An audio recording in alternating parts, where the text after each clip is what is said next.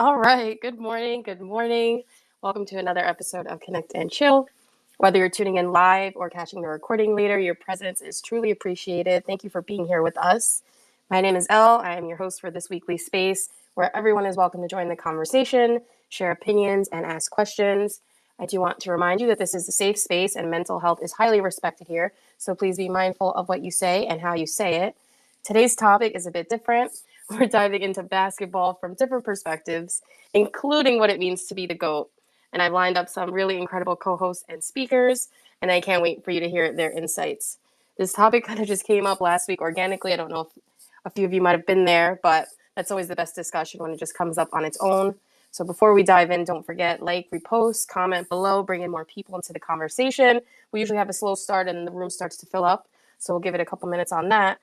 And while we're waiting, why don't you take a moment to stretch, get comfy, grab your drink, whether it's coffee, water, tea, whatever that might be, and let's start the discussion. I see one of my co-hosts are here. Shorty, how's it going? Hello, hello, Elle. Hello, everyone in the listening lounge. Nest, Hot. His name is cut off. Mayor, Idri, Margie. Hello. Hope you guys are having a great Saturday morning, afternoon, or evening. Wherever you're tuning in from. It's going well. It might get a little loud. Having some work done. Not sure when they're going to show up. Maybe they like to sleep in on Saturday. I assume they would already be here so I could have my position in my place, set up. Um, but they're not here yet, so I might get interrupted later. But yeah, day's going good so far. Just excited to get into this discussion. Been preparing all week, waiting for my other rival co-host so that we can go back and forth about this topic. But yeah, doing good. That's awesome. And if anyone else is really excited and into basketball, you're more than welcome to join the conversation or drop a comment on your thoughts. I see Shorty already posed a question. Who is in your top five? If you have an opinion, I'm more than love to hear it. And Creative is really a huge basketball buff as well. The two of them are. So when he gets here, I'm sure it'll get really lively and the conversation will be pumping a little more. Yeah, you know what? I was back channeling him and I was like, hey, how do you want to do this? And at first I was like, let's do our top 10, right? But then when I was going through and I was writing down all the names and, their contributions and this and that and their stats, and I was like, whoa, this is going to be nuts if we do top 10. So I was like, nah, maybe we should cut it out to top five and then some honorable mentions. So I'm waiting for him to get here so I can let him know that's what we're doing. Um, but yeah, he was really excited to do this, and I'm excited to see or to listen and hear what everyone else top five or who they think is the greatest of all time as far as basketball. But I didn't know how we were going to categorize or determine who's top five, who qualifies to be the GOAT, whether it's going to be um just their points or their stats in the paint or off court too. So I think it's only fair that we just do the in the paint stuff because, off court has to do with the person themselves. And I don't know that we want to put this in there because it's about basketball. But basketball does, incorporate their whole person. But, so we'll see how it goes. Hello, Miss Peg. Love to see you here. What you got for us? Hi, Shorty. Hi, Elle. I say, and this is like you talk about, it is a real goat, okay, and an oldie, Kareem Abdul-Jabbar, and also known as Lou Alcindor, and he's actually from my block here. He's from 226th Street in the Bronx, and I didn't live here at the time. My parents' first apartment was here, and then we ended up coming back. I met my husband, and we bought his parents' house here on the block. So my apartment, my first apartment, was down as a baby, is down the block there, and there's a church across the street which they put up the wall in the 1960s. And so he would, according to my husband, first of all, he played in the schoolyard on the down at the end in the public school, and everybody would watch him play there. But he would practice going back and forth. There's like a high wall, and my husband said he would, go down the entire block, like dribbling or hitting the ball off the high wall there. So yeah, he was amazing. Okay, those early Knicks. All the early, like those guys that played for Oh, I can't think. I'm getting the song "Sweet Georgia Brown." The ones who do all the tricks, they were freaking fantastic. Okay, back then, like the original crew, the Harlem Globetrotters. But I couldn't, they were really cool. But I love the Liberty, and I've gone to a bunch of Liberty games, and it was pretty. I worked for a basketball centric. Uh, it's a program that has girls and boys, female basketball coach. She was on uh, Good Morning America. They gifted her a Tim Tebow gifted her a van for the kids and all this stuff. And she's in Mount Vernon, New York. So I work for her. Teaching dance classes, I did until it was teaching, and we would take the girls to the Liberty, and as it happened, uh, the women's basketball, they lost their contract at Madison Square Garden. They didn't have enough interest. This would be pre-pandemic, so they moved to way out in Brooklyn. I mean, like it's like another state, and they uh, so they were going to have to get like a whole new fan base and everything. People were used to them at Madison Square Garden, and there was like the whole, New York City, Manhattan vibe and everything. And then they're going to go like at the edges of Brooklyn over there. But in the meantime, while they were getting the place ready, they were at a small venue in Westchester County, New York, in White Plains at the county center. So they were playing all their games there, and we got to take the kids a lot then because that's Westchester and we got a lot of access. So, but at the same time, okay, I was supposed to be one of the dancers for the Liberty. Okay, they have a dance team which is all over 40. Okay, like professional dancers over 40, and the uh, I went, okay, they invited me, they invited me to the game, gave me food there and everything, were really nice. I just came across pictures of it the other day, okay, because I was I was dancing with my friends, and it just happened that I was on the Jumbotron, and they kept me on there for a long time. And then later, when I was with some of the Liberty dancers that I knew, they said to me, "Oh, you were really good tonight." Okay, so they thought I was part of the team. It was great. And but when they moved to Brooklyn, I mean, first of all, dancers are terrible. They always tell you, "Oh, it's the prestige. Get out of here." Okay, you're over 40 to begin with. You had a full career already as a professional dancer, as you made it in New York City. Um, and but that's too far from my house. I live in like I'm telling you, where Westchester County is New York State.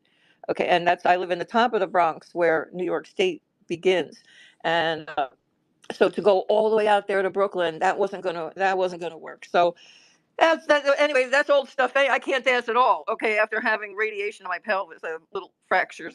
That's out. So that's not my life anymore. But I do love basketball. I love, like I said, the Liberty, and definitely going with Kareem Abdul-Jabbar.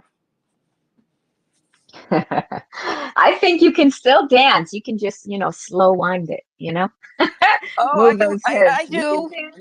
I do. I'm just talking about the pro stuff in 3-inch heels with floor falls and all this kind of stuff, Broadway stuff. I not even the regular stuff. I can't even train like ballet or anything like that. But like you're right, man. I'm not gonna stop shaking it.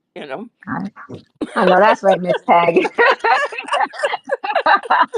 So you're a little biased when it comes to Kareem because he's born in your neighborhood. He grew up in your neighborhood. But did you ever watch basketball or just Kareem because he was in the neighborhood? No, no, I watched basketball. My husband's a Knicks fan, and when we were young, my husband liked every sport, and my husband played basketball. That was his sport, and so my husband's a professional musician. He's a child prodigy on the guitar, and came up through like the whole rock and all, but here in New York, like he was a session player for the Ed Sullivan Theater and all these kinds of things. So everybody always played basketball after, and the courts were open at night and everything. And so we would go to White Castle at like 4 or 5 o'clock in the morning, and the guys would play basketball. So that was our life. And yeah, so but no, my husband, was really into the Knicks, and still is. He still what you call it, a New York fan, of everything. Yankees, of course, here and he's a Giants fan, not a Jets fan. Um, but yep, definitely. Nick, I couldn't tell you who any of the players are. Okay, like I said, I'm more into the Liberty these days, and have been for the past 5 years. Like I said, we took took the girls there a bunch of actually the boys too. There's boys in this organization. It's called New Flex. It's really a great program, and the kids are extremely inner city, and they get exposed to a lot of great things, so that including, okay, the coach, see, I want to definitely get over there and talk to them about crypto, but they have for years a person who comes in, and the coach gives money to the kids, and they trade stocks. Okay, they learn how to trade stocks, and with the money that they're given there. And it's not a lot, and these are small stocks, obviously, but they learn all kinds of great skills. And we take there's a pageant like 3 times a year, twice a year. I mean, I was thinking about another place. And the girls go through the pageant, and the boys, also learn like manners and accompany them and everything. And so it's great. But anyway, yeah. So like I said, more about the females lately for myself.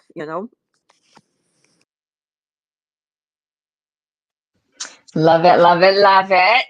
I want to welcome Creative, my other co-host, who we're going to be chopping it up of our top 5 goats of the NBA. We're going to tell why. But you know what, Creative? So happy to see you here. Actually, let's let you give your introduction and say hi to the people before we get into what we're basing this top 5 on. So, Creative, how are you this morning? Yo, good morning, everybody. Good morning, Mr. L. I do apologize for the lateness. You know, what I mean, I'm on that CPT time now. I had some daddy duties. My little one had a little accident this morning, so I had to take care of that. But good morning, morning, everybody. I love this topic, man. I'm excited to talk hoops all day, every day. That's what I do. I'm Creative Madness. I'm in the West Coast. You know, I've been working in cyber analytics for the last 10 years. I do AI art. I dip and dabble in a lot of different arenas, a lot of different lanes. But Spaces host now, I guess you could put that on the tab. Girl dad, veteran. We could go down the list. But I'm just excited, man, to sit with my sisters. Elle and OAJ, and my brothers down there, Ness and Benjamin, man, and get this topic going, man. I'm excited. That's awesome, Creative. I'm so glad you made it. No problem that you were late. Girl dad duties always come first. And I know it's early for you and Ben on the West Coast. I always appreciate that you guys are here. It's even a little early in the swamp, right, for OAJ. So it's good. Everyone made it. It is not early for me in the swamp. She's down there in that bayou. Yeah, it's the bayou. But no, you didn't pull out the CP time. It's cracking up. You're funny. Yeah, I'm in the bayou. You know what's funny? I was out in the back, a little off topic. And I was talking to the guy who's gonna cut my grass, and I was like, "Yo, what the heck are all these holes? Like they look like little clay holes." And I'm like, "What are all these clay holes? I've never seen it before." And he's like, "Yeah, those are crawfish holes." I'm like, "Oh my goodness." So they might come up. I might have to. No, I can't. I can. You know what's funny is I can eat them, but I can't kill them and cook them. It's just I can't do it. I just can't do it. Let somebody else, do that part. I can't do it myself. So funny though. Man, you But gotta get down there and get them mud bugs. You know what I mean? You gotta get them mud bugs. no, I can't. You know what? If I catch one of them, they're going to be in a tank and they're going to be my pet. I'm not going to be. I can't kill it. I can't do it. I'll have another pet. All right, if you put But it in the tank, just call it Sebastian. All right. you know what? That's actually perfect. Do the chickens eat them, or do they eat the chickens? No, I mean, they're getting big, but I had little bitty chicks, baby chicks, so they're not even big yet, but I don't think they That's would what I eat them. mean. Okay. They might like chase them or something, maybe. But they're so small right now. I mean, they're bigger since I got them, but I sit out there with them because we have hawks and we have owls, and if I leave those little tiny things out there, they'll be somebody's meal, so I can't leave them until they're bigger. So I sit out there and I sit with them. And then when it's too hot or I or I want to do something else, or I have some work to do, I put them back in the cage and then I come in. But yeah, I hang out with them. They're funny. They try to. You guys know what beauty marks are. I guess I call them beauty marks. You know, the little round brown dots that a lot of us have. And when they raise, then they call them what do you call those things? I never call them that on me, but what are they called when they raise up? Um, Moles. Oh, Yeah, yeah. So when they raise up, they call them moles. But these little chicks, they peck at them. So I'm like, wait a minute, guys, stop. I'm not food. Cut it out. I don't know whether they think they're bugs on me or something, but their beaks are getting sharp. So now it actually hurts. Before they were these little tiny itty bitty things and it didn't bother me. I'm like, guys, stop. I'm not food. But now they're getting bigger and their beaks are sharper and their claws are sharper. And so they're pecking at them still. And I'm like, guys, stop. Like, ow, get off me. But yeah, no, it's fun. Fun having the little chickadees. But let's get into it. Creative, my guy. We're gonna be talking about b-ball, right? I haven't been watching, I haven't watched this in years, but I do have a history of watching my team. Do we want to say what my team was for the longest time? Not right now. Maybe I'll reveal that a little later. But what we're gonna do is no laughing. What we're gonna do is we're gonna go over creative, if you don't mind the format. You'll do one, I'll do one. We're going to go over our top five. I'm not doing it in any particular order, but I think we're going to be basing it off not just, I think we're going to just do in the paint, right? Because I don't think it's fair to do off the paint because we're really talking about basketball. We're not talking about the individual person. I feel like that's a whole different category. Like, you know, basketball players as a person, that's a different, you know, topic. We're talking about the GOAT in the sport. So what do you think about that, Creative? Nah, that sounds good. We could just talk about what they do on the court within the four lines, you know what I mean, and then go from there. All right, so I'm gonna give it to you. I'm gonna pass the ball to you to start off with one of your top five. All right. Basketball is my favorite sport. I love the way they dribble up and down. Oh, never mind. Bill Russell. I would do Bill Russell. Due to the fact that he got 11 championships. He was a player. He was the first player coach. He played for the Boston Celtics. During a time where it was rough, but he won 11 championships. He was undersized. Considered today undersized at his position if he was to play in today's game, but was had to battle Wilt Chamberlain and won a lot of those battles. He did a lot to move the sport and progress the sport. Between those lines. So, just off of championships, man, you have to put him up in the top five. He got 11. So, all right, OAJ, who you got next? Well, I'm gonna piggyback off of yours because Bill Russell was one of my top five. So not only did my boy win 11 championship rings, right? He is unmatched, winning 8 straight.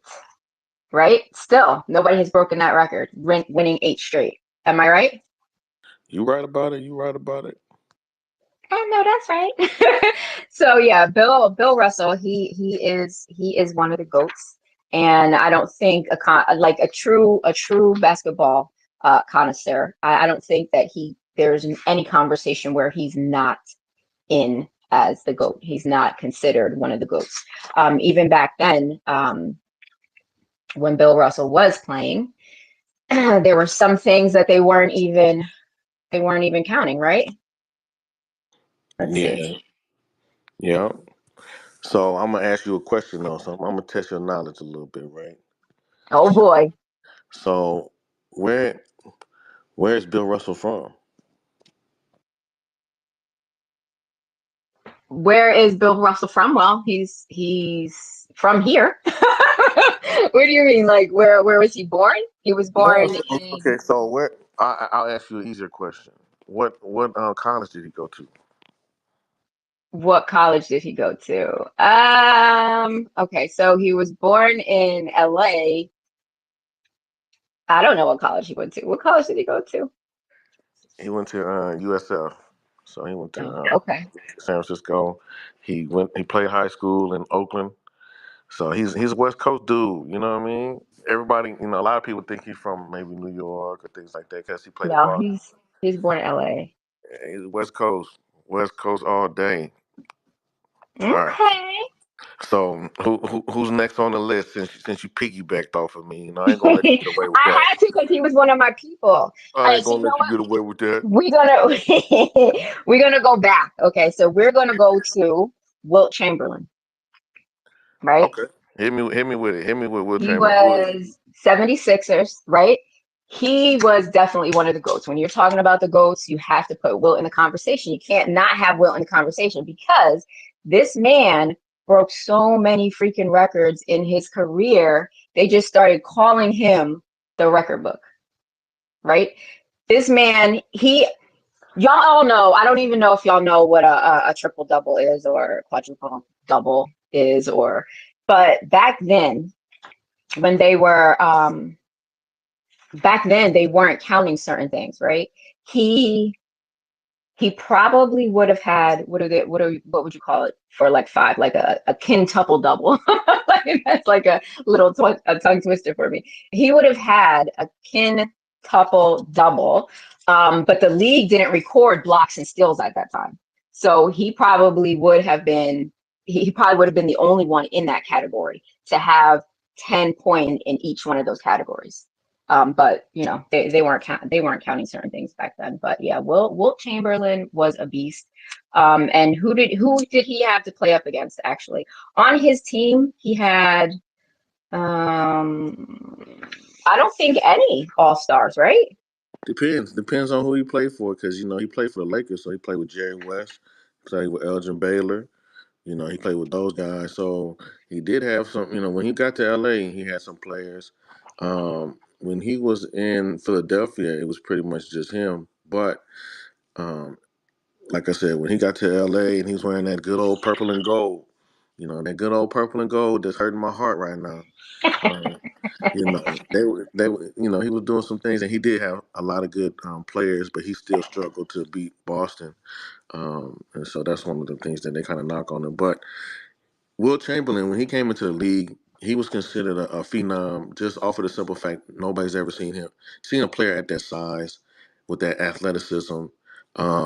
At that time, you used to be able to throw it off the backboard during a free throw and go get it yourself and do all kind of crazy stuff. Like they set the free throw rules differently because of him, Hmm. where you couldn't cross that line until after the ball hit the rim, just because Will Chamberlain was so big and so dominant. So he was one of the players that they had to actually change the NBA rules for, because he could do certain things, and he was a super athlete, and they've never seen a player like that in the league until him. Kind of like Shaq. When Shaq came into the league, they never seen a player like him, so they had to change rules. I know, Like, right? or like when Jordan came into the league, there were certain things that had to change rules because these people like LeBron James, things like that, they never seen these kind of players. So Wilt was kind of like the forefather of super like athlete proteges. Right. He stood. He's a big boy. He stood like like Dirk Nowitzki height, like 7'1". He was a big boy. So yeah, he was dominant in every position he played. He didn't just play one. Because like all right, we can say MJ was a dynamic player, but he only played one way, right? Wilt had that diversity, and he was a beast in everything. Like you said, they had to change rules because of him. So yeah, that's one of my other ones. So we have um Wilt, and we have Bill Russell. Who's yours? So one more thing, we got it. We can't stop talking about Wilt until we talk about how this man scored 100 points in the game. So he has the most points in a single game when he scored 100 points. Um, Right, but who was he playing at? What team was he playing against then? so he was playing with the Philadelphia Warriors before they came out to Golden State in California, and they were playing the New York Knicks. This was back in 1962, March 1962. Nobody has like. There's no recordings of this. There's no video or nothing like that. They only have the picture of him holding up the paper where it has 100 points written, 100 written on it, and he's sitting there smiling. So, but it was a first time and the last time in sports history where a player in the professional sport of basketball, where a player scored 100. Kobe came second Close, close. came He close. was 81, 81, 81. Mm-hmm. 81, and to me, I'm just gonna put this out here, and we can talk about this another time. I think the 81 was harder to get than the 100 that Wilt got, but that's just my opinion. I'm Um, not going to say no to that. so I'm not going to say no. because of how the sport is being played and how that all the athletes are gotten their skills are better, things of that nature, and how he did it was a lot harder. I always say Will Chamberlain was playing against midgets. Kind of how I felt like when I played in a tournament in Maui and we was playing. Their center was like 5'5", you know what I mean, and my point guard was 5'10". So, but hey, look, that's just me. But Wilt was a phenom, so I got to give him some love and Absolutely. some credit. Absolutely. You know what that reminds me of when you're saying he's playing against midgets? Now Steve Nash, he wasn't a midget, but when I would watch him play, I'm like, why is he so tiny? But it's not that he was tiny. He stood 6'3", right? But up against everybody else, he looked so tiny, especially up against Dirk and when he would play. They were a dynamic tag team duo when they were on the Mavs together, right? It was tough to get around them, right? But but when Dirk would just because Dirk he was a really good player. Not Dirk, Nash. Nash was a really good player. He really was. He would get in. I was like, that's because he's little as fuck. But oh my bad, I didn't mean to curse. He looked little, but he really wasn't little. But it was just how he moved, his athleticism. He was quick to get on the inside and get that layup. But yeah, that's what popped in my head when you say he played against midgets. He literally Nash looked 5'5" to me when he was playing, but he was just really good at moving the ball. So we got Bill, we got Wilt. Who else we got? Hey, it's you next. I got Wilt. You up? Okay, MJ. I mean, you Oh, could talk about MJ and his attitude and stuff and how you might not like that part of him, but I tell people this, right? You kind of have to be an asshole to be great. When it comes to sports, I don't know about other fields or like like other like white collar fields and things like that, but when it comes to sports, you kind of got to be arrogant. You got to be egotistical. You have to be these things to be great. You have to think that you're the greatest person walking on God's green earth to be successful, or else you'll get eaten alive in sports. So, there are things. Some people, and then there's some athletes that, you know, they're that way on the court, and then off the court, they don't know how to turn it off. That competitiveness. MJ was one of those people. He was always on go time when it comes to competing and being the greatest.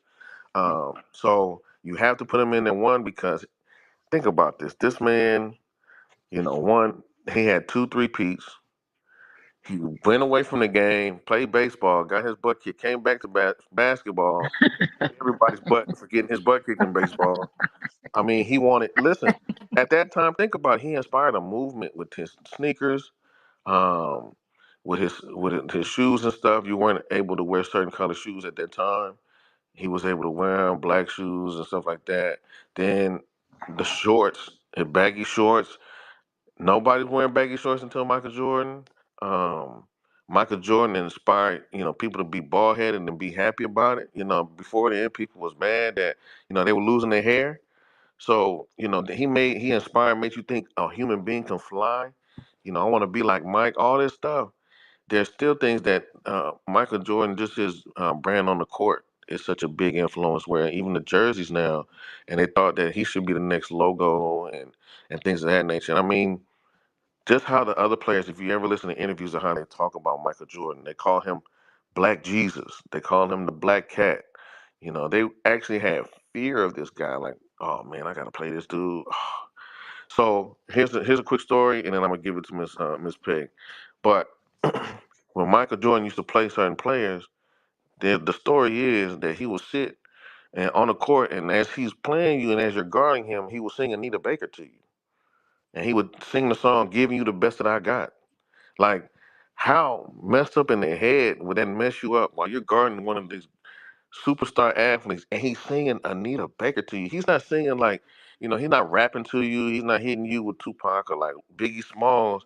He's serenading your ass and kicking your ass at the same time. Like, yo, that would make me so upset. Like, I don't care. Like, just from a pride perspective, you gonna sing Anita Baker to me as a man? Like, that's cold. Go ahead, Miss Peg. What's going on? this is not financial advice, but if you have any MJ stuff, okay. My friend is in the film industry. They're making a movie about him. So I had something and I was going to sell it. And she said, no, hold that. It's going to be worth 10 times. Okay. When that movie comes out. So there you go. All right. But like I said, not financial advice. If you, and, uh, yes, he's absolutely incredible. Like you said, creative. He has all these really cultural milestones and everything, and led the way with so many things like that. I think he's really, like culturally, uh, one of the one of the tops like that. Like cultural influences. And hey, you guys remember from the morning space, the Genius Room? Hoops. Okay, Hoops OG. It doesn't seem like he's around. I tagged him to see if he wanted to come in because he's a very interesting guy. I mean, he played internationally still. Okay, but That's and absolutely, Miss Peg. I was hoping that he was in here, actually. I tagged him, but I see he's not around for a few days. So hope he's enjoying himself. I'm gonna back channel him, see how he's doing. But yeah, he would have been one of the people to come in here and speak about hoops. So Jordan, creative, absolutely. I mirror everything you said about MJ. He was a dynamic individual. He had people fearing him. The singing Anita Baker, giving you the best that I got. That was straight psych 101. And that is hilarious. But I think we see because MJ was such a dynamic scorer, right? That I think that that overshadowed his ability to defend. Like he was a tenacious defender, right? But his scoring was so well that overshadowed it, right? And he was a defender on and off the ball, right? So the blindside block, the defensive plays, and that triggered fast breaks and traditional breaks. But like Mike was a whole freaking movement, y'all. Like even when he returned that, I'm back. It's like, that like put people, their hairs, that made their hair stick up on the back of their neck, like, oh damn, I gotta defend this guy again. Or like, damn, like his spin moves, his dunk, his glides, his layups, his jumpers. This man, I think his style of play is that like Kobe. The huge difference between Kobe and Jordan to me, um, Kobe was more humble than Jordan, right? And Kobe would use his team more. He would utilize his team. He would absolutely pass the ball to his teammates. Whereas Jordan, he just hogged the ball. He was just like, give me the ball, I'm shooting it. That was it. But he improvised moves all the time. Moves and plays that nobody has seen before. He was such a freaking dynamic player. Him and Kobe were dynamic players. Um, he was I don't know, he was obviously he's one of my goats too. And the reason why MJ is in every freaking conversation, there's people who say he's the goat, he's the greatest of all time, hands down. But the reason why MJ is in the conversation is because MJ dominated the freaking league in the first place. There is no conversation that MJ cannot be in. He freaking let's take Malone for example, right? Malone was a power forward, right? If MJ never existed in the game, Malone would have had 3 league MVPs instead of 2. He would have had 5 scoring titles instead of 0. He would have had 2 championships instead of 0. And Malone would have rivaled, just as an example, he would have rivaled Tim Duncan as the greatest power forward if MJ was not in the league at all. That's the effect. All of this together, what Peg said, what freaking Creative said, this is why, MJ is in every freaking conversation. This is arguably why MJ could be referred to as the GOAT, and people really won't have too many rumblings about it because he was such a dynamic player.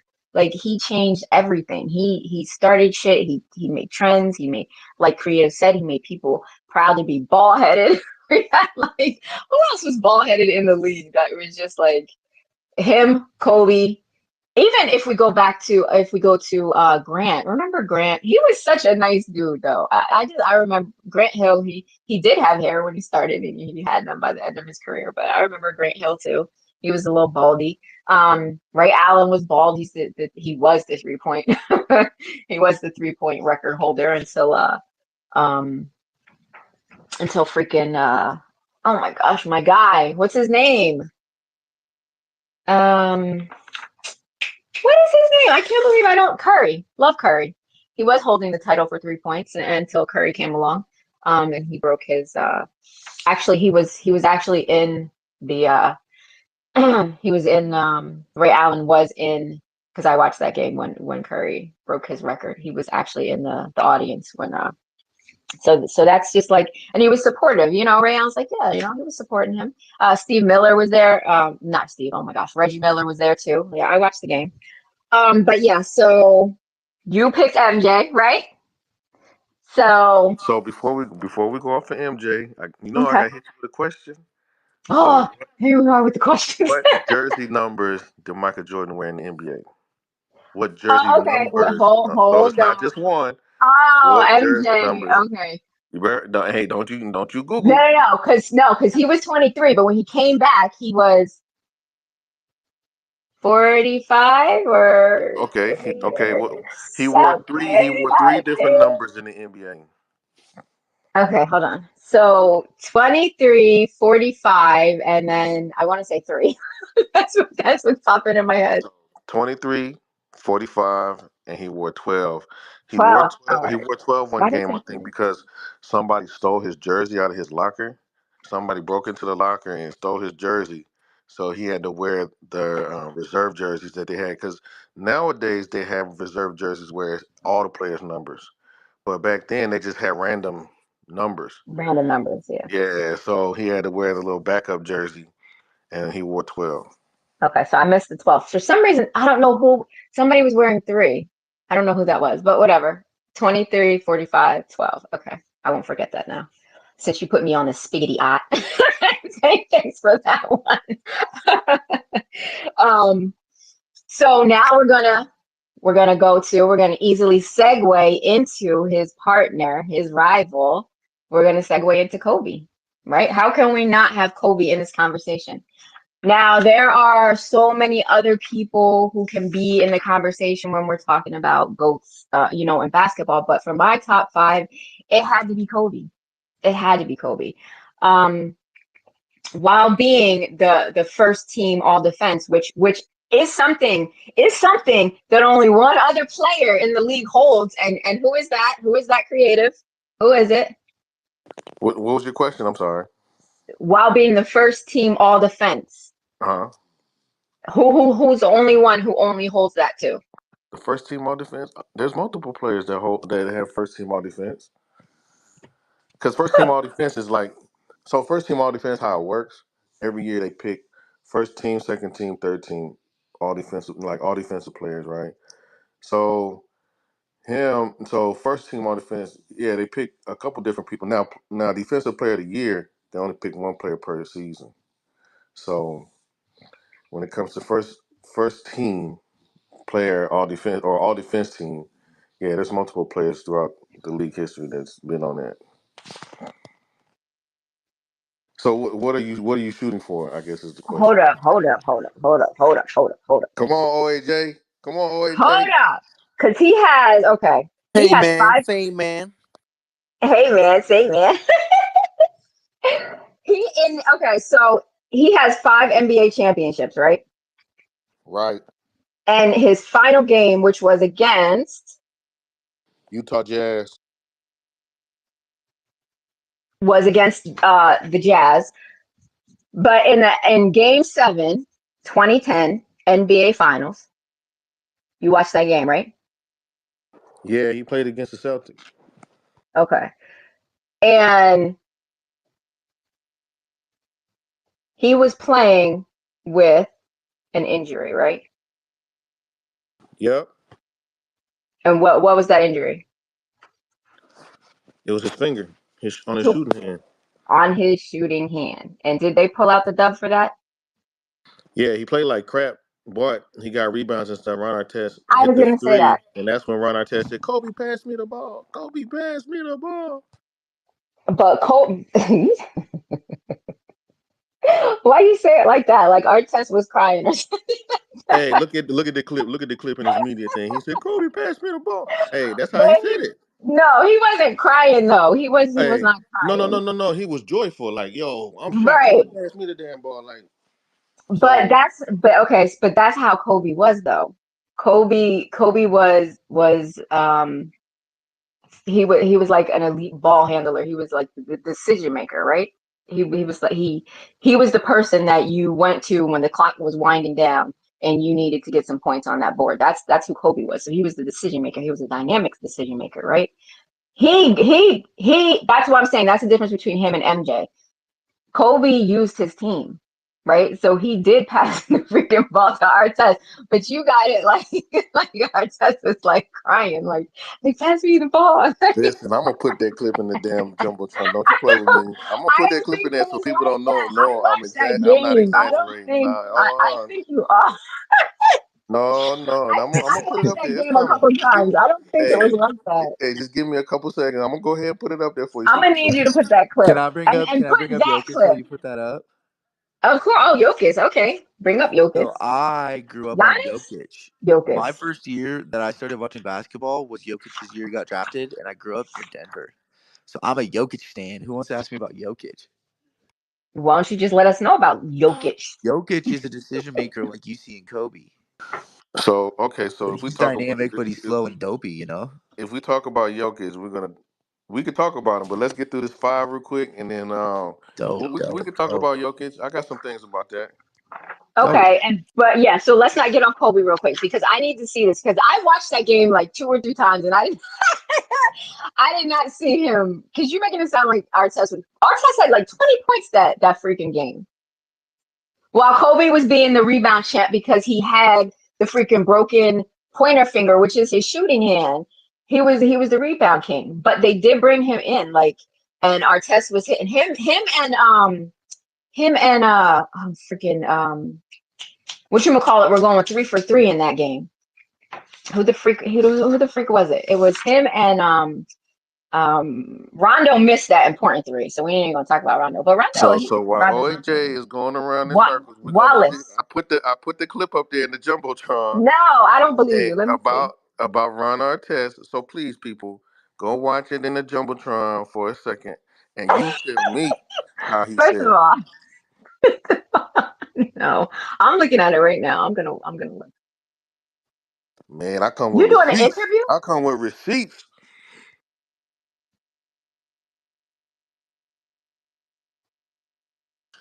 So, but nah, Kobe. To me, Kobe, the downside that people have on Kobe is that he was Mike 2.0. I also put in the jumbotron a whole bunch of identical plays where you can't really tell the difference if it's MJ, if it's Kobe. They both move alike because he studied Mike so well, but just like Mike studied Dr. J so well and brought a lot of that into his game and just took it to a whole nother level. Um, Kobe didn't have the chips that Mike had, but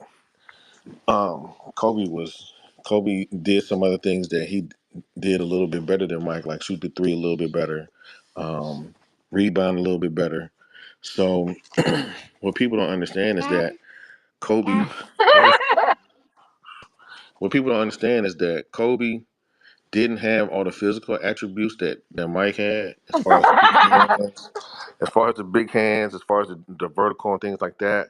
But the best description of Kobe that I've ever heard was by Gilbert Arenas when he said Kobe took a Mercedes Benz and turned it into a Bugatti and gave you everything that he had. So since he had smaller hands, he worked on his grip.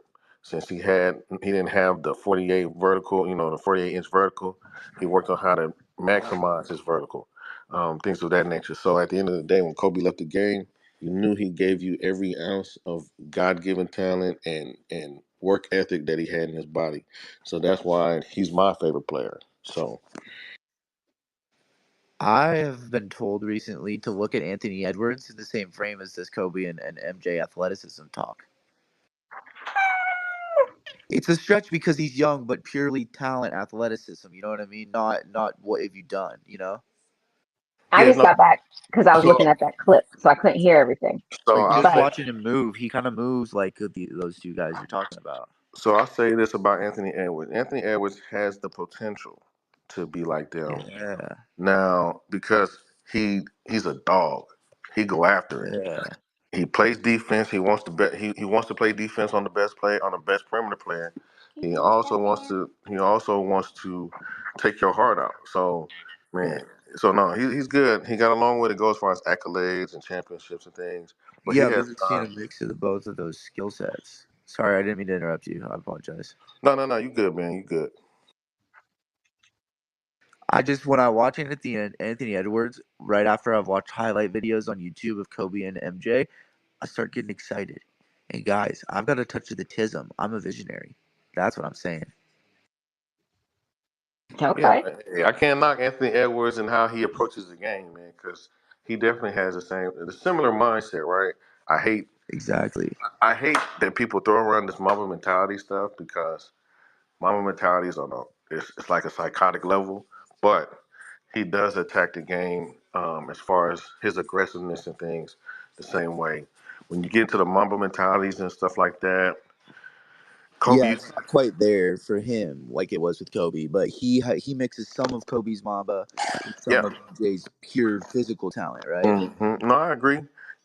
I tell people when it comes to Kobe Bryant and a Mamba mentality, that what you saw on the court. Yeah, that was Mamba mentality, and some that was the end result of Mamba mentality Yeah, that was some because there. all the work and all the stuff that he put into it. He used to have this. Karan Butler talks about it. One of his old teammates, one of Kobe's teammates. He talks about blackout practices and blackout workouts where they would literally work out. Like when Karan Butler came from Miami to LA when they traded Shaq, and that's when they got Karan Butler, Lamar Odom, and those guys. Kobe's first statement to Karan Butler is like, "Yo, you ready to black out?" He was like, "What?" It's like, "Yo, meet me at 4 o'clock in the morning. We're gonna have blackout session." And then so when he got there, they would literally work out until their eyes start to black out. And that's how much work that he put into it. There's a interview after a game. They're interviewing Kobe. It's Jim Gray, and he's like he lost a championship or whatever. So they're like, "Yo, so what you gonna do different this off season to go into next season?" And he was like, "Man, look, I'm gonna work out to exhaustion." Like a lot of players don't do that, man. A lot of players don't put their time in when you're working out to exhaustion. Kobe talks about his workout regimen, where he says, "Okay, look, most guys they get up, they practice, or they work out. They have their workout maybe like 10, 8 or 10 in the morning, then go home, hang out with their family, then they go back maybe at 3, 4, work out again, and then that's it." He said, "Me, I work out at 4, get done about 6, go home, take a nap, eat breakfast, wake up, eat breakfast, spend time with my kids. Then at like 1, I go again, work out, whatever, do my thing. 3, come back, chill, go back, work out again." And then like by the time he breaks down his workout regimen, he done worked out 4 times while everybody else worked out He twice. he made a 24-hour day into like 6-hour chunks. Yeah, so he really put in that work, man, and a lot of people That's don't dope. take that serious. Yeah. But that's what you do when you want to be the best, when you are that's when you're the greatest at something, how you get there is putting in that work like that. It's just like when you're working out, you work out to exhaustion. Sometimes like it's pushing your body to its limits, right? To what you perceive the limits are, right? Because if you work out so aggressively, you get to a certain points where you might throw up because you have pushed your body to that point, and it's not a bad thing. Um, but you're putting in that work to get to a destination. That's why he was such a dynamic failure. That's why his mind was so open. He could make those last minute decisions because of how aggressive he was in working out and exercising and practicing. That was just Mamba, and he did it best. Well, and us as regular little degenerates, or at least me personally, like Regular little I degenerate. only work out till I black out if I don't know when to stop myself. I took too much pre-workout, right? I work out till I'm sick because I forget to stop. But if you do that on purpose, that's a whole different way of working out, you know? It's a whole different beast. It's a whole different animal. It's Absolutely. Mamba. It's Mamba. It becomes Mamba. Mamba, yes, yes, yes. So He is here's my what I favorite see player. Jokic having Mamba, guys. Say that again. Jokic has Mamba. Negative. I would have to disagree. I would, Okay, so the media paints a picture that he's not interested in basketball. Go watch his pressers.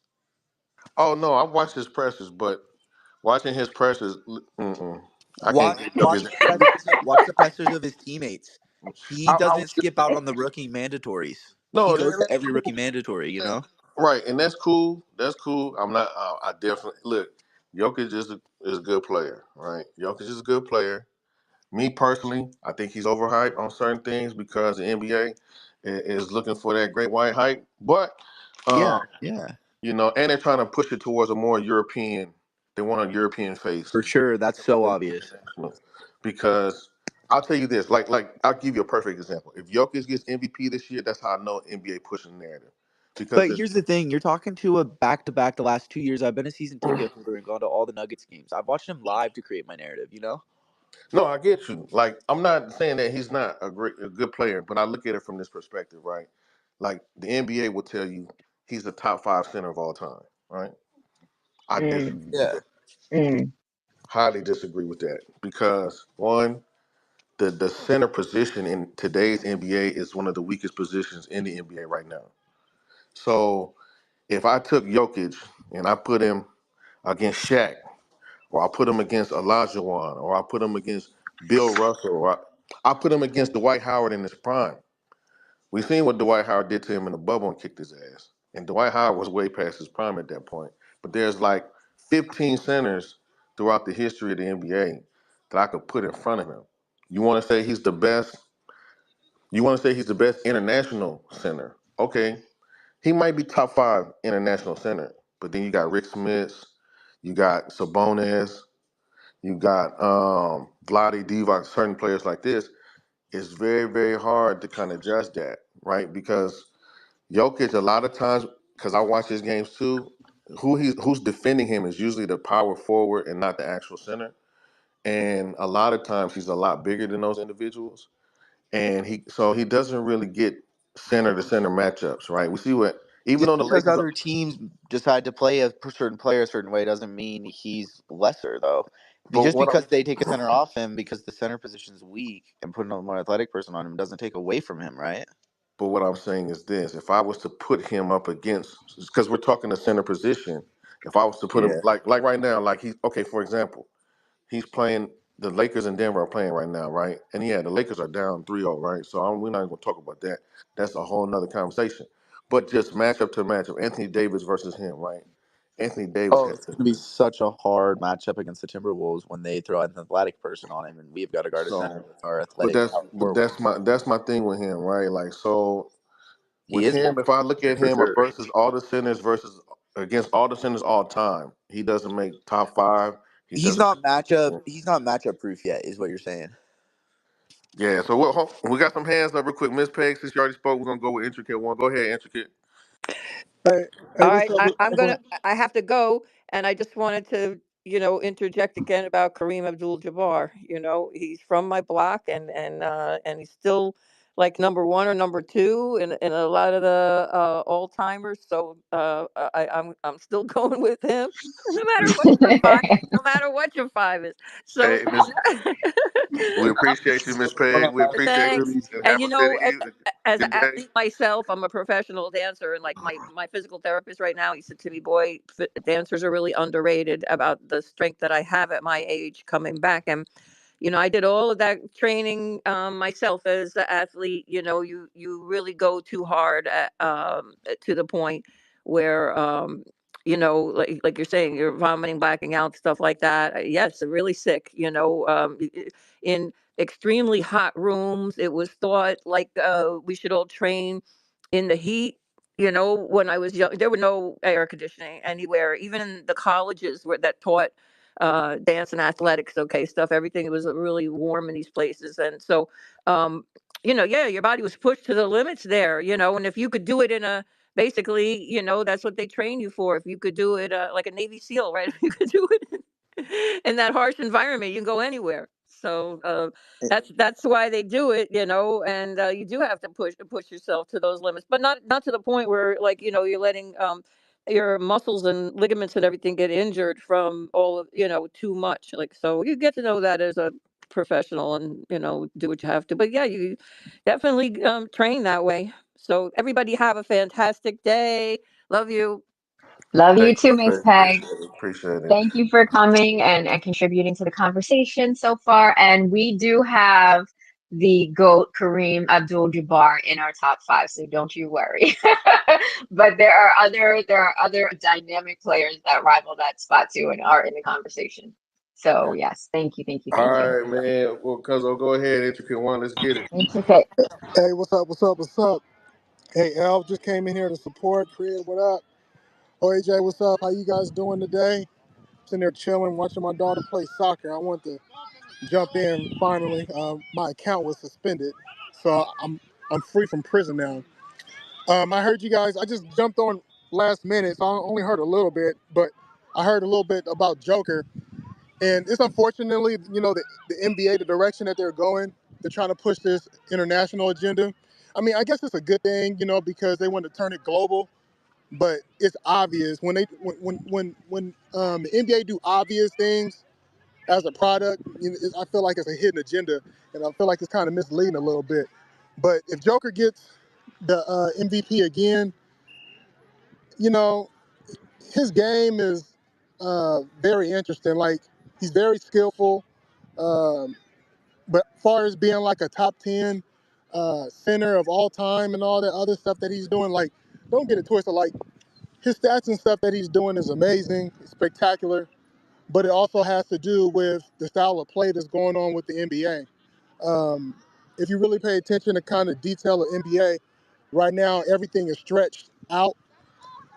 When I say stretched out, meaning is the floor is stretched out. So since the floor is stretched out, you have Joker have more space to be able to do whatever he needs to do because there's no center in the game that can bring the offense in the paint. Back in the day, when you guys had mentioned Kareem, Shaq, a lot of the way the style of play was more inside and then out because the center was the focal point of the offense.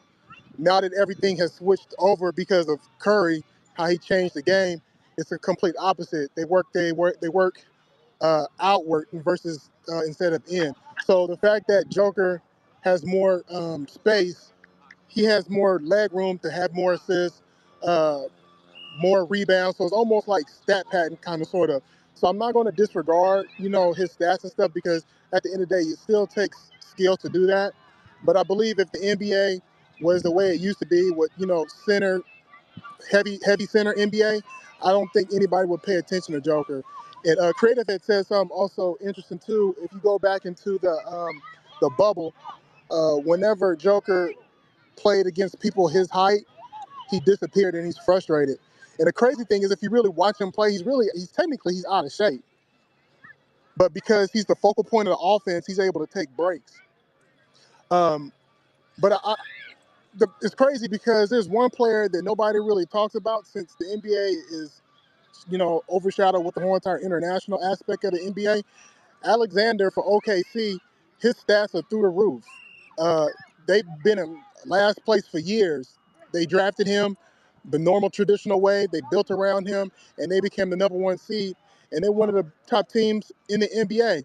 And it's kind of crazy because it's like, what else do some of these players got to do to get these MVP trophies? And same thing with Tatum. Tatum, who plays for Boston, he's been in the finals deep for multiple years, great stats and everything else like that, and he still get overshadowed, and they still push either Joker or the Greek Freak.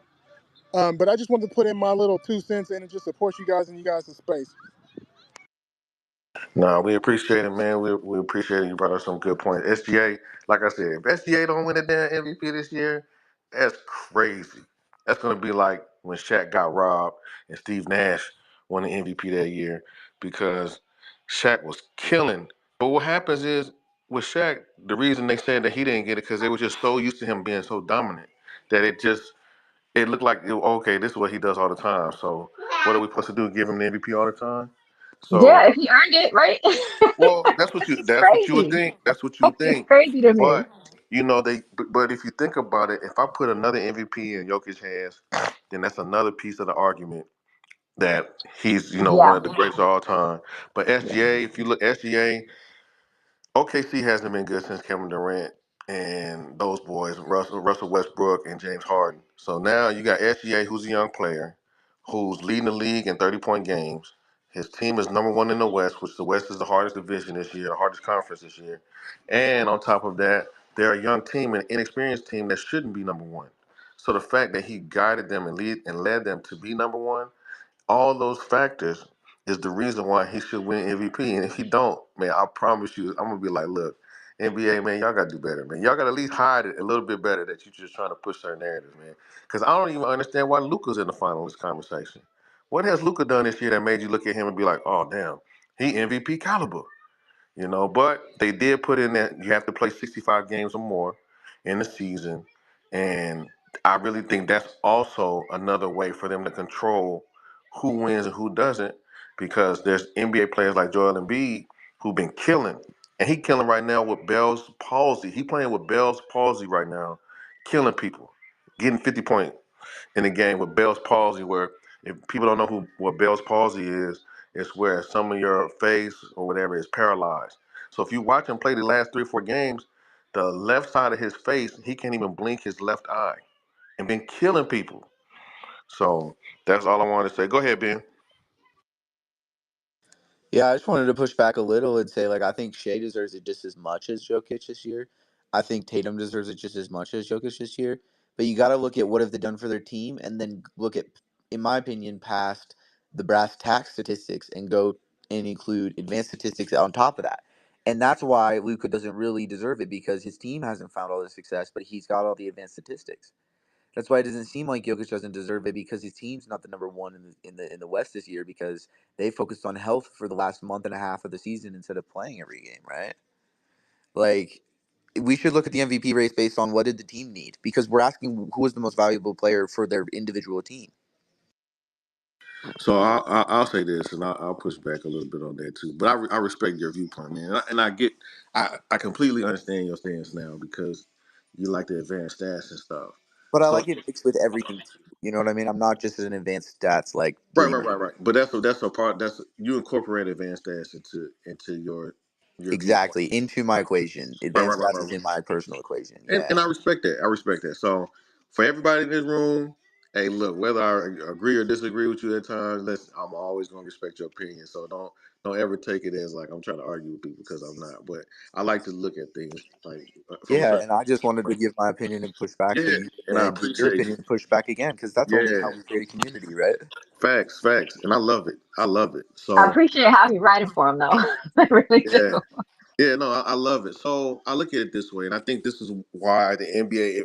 Okay, so from a holistic, highest level view of the NBA as a product, which it has been really, really going down, right? Because I really look at it. Once LeBron retires, once Kevin Durant retires, once retires, and those players retire, there's really the superstars where that really took the game serious. There's going to be very, very few and far in between, right? I remember watching the games in the 80s and 90s, and everybody had two, three dogs on their team, and everybody was getting after it, and everybody was beating each other up and man, knocking each other on the ground and stuff, man. Like no blood, no foul, all kind of basketball, right? And I get it. You got to get away from that, because we see what's happening in the NFL with CTE and stuff like that, and those certain things. And I know NBA players that where their fingers are all jacked up and stuff like that and stuff. So there's a lot of sacrifice that goes into it. So I understand why you had to remove some of the physicality of the game, but a lot of these, and then you got the one and done players who are coming in underdeveloped. They just go to college, they play that 1 year, they're all about just getting their stat. They don't know how to play team basketball. They don't know how to, you know, take care of their body. They don't know how to work out and rest and recover. They don't know how to do these things. So if you look at a lot of the first round draft picks, a lot of them sit out the first year. Starting with Joel Embiid, he sat out. Blake Griffin sat out. Then you have Chet Holmgren, he sat out because they get injured, because they are underdeveloped. Their body is not used to it because you're going from playing maybe what 30 games in a season to now you're playing 82 games in a season. So and you're playing 4 games in 5 nights some week. So from that perspective, a lot of the product itself has went down. So when we look at analytics and stuff like that, they draft solely based on analytics for the most part. Nobody does the Jerry West eye test anymore because and then if you look at Jerry West's track record, he picked Kobe, he picked Blotty, he picked all these people, he picked Pau Gasol, he picked Marc Gasol, and with the eye test of watching these people that play the sport at a certain level can look at somebody's stats and then be like, but that person ain't gonna be who that person is stat wise in college. They're not gonna do that in the NBA. They're gonna flutter out. They're gonna be a 3-and-D person. You can kind of see it, even though they got nice stats. There's a lot of players that came in that had really really nice stats, and they're role players. They're not stars. They're not this. Then you got people like Jimmy Butler. Jimmy Butler was averaging maybe like 4 or 5 points his first year in college at Marquette. By his senior year, he averaging 20. Jimmy Butler coming to the league, he fully developed because he played 4 years in college. And now look at he's Jimmy Buckets during the season, and he play off Jimmy and all this other stuff. So from a we can look at analytics, we can look at data and stuff like that on certain things. When it comes to sports, I think the main driver is the eye test. As far as that's concerned, I would for me, Jokic, he's a good player. I'm not gonna say he's trash or nothing like that because he's not. That'd be the biggest lie I could tell to this audience, right? He handles his business. I like Jokic as a player. I think a lot of the knocks that I have on him is mainly because the NBA is trying to push him. You're trying to push him one because Jokic as a brand is not really marketable. How he plays, it's not finesse, it's not fancy, it's not cute to the eyes, right? It's not sweet. He gets in there, he does a little thing, he got a little touch, whatever. He can't jump over a paperclip. You know what I mean? He can't run. He can't he can't run.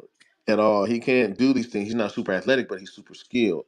So, in order for me to make Jokic marketable too, and to push this international ideology for the game to spread more international than what it is, I have to say, okay, look, how can we do this?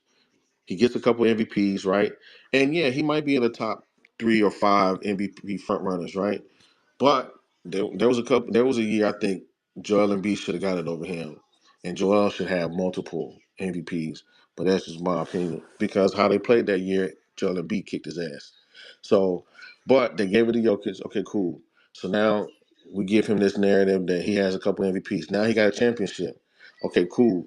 Now I'm starting to build the fan base and starting to build the market and make Denver a more mainstream market now. So now that's improving the NBA money wise because Denver's never been looked at as a big market. So now that's a big market. It got an international player. We push these international players because predominantly most of the time, 9 times out of 10, it's a minority that wins. The MVP and stuff like that because there's way more minorities in the league than white international players. Cool.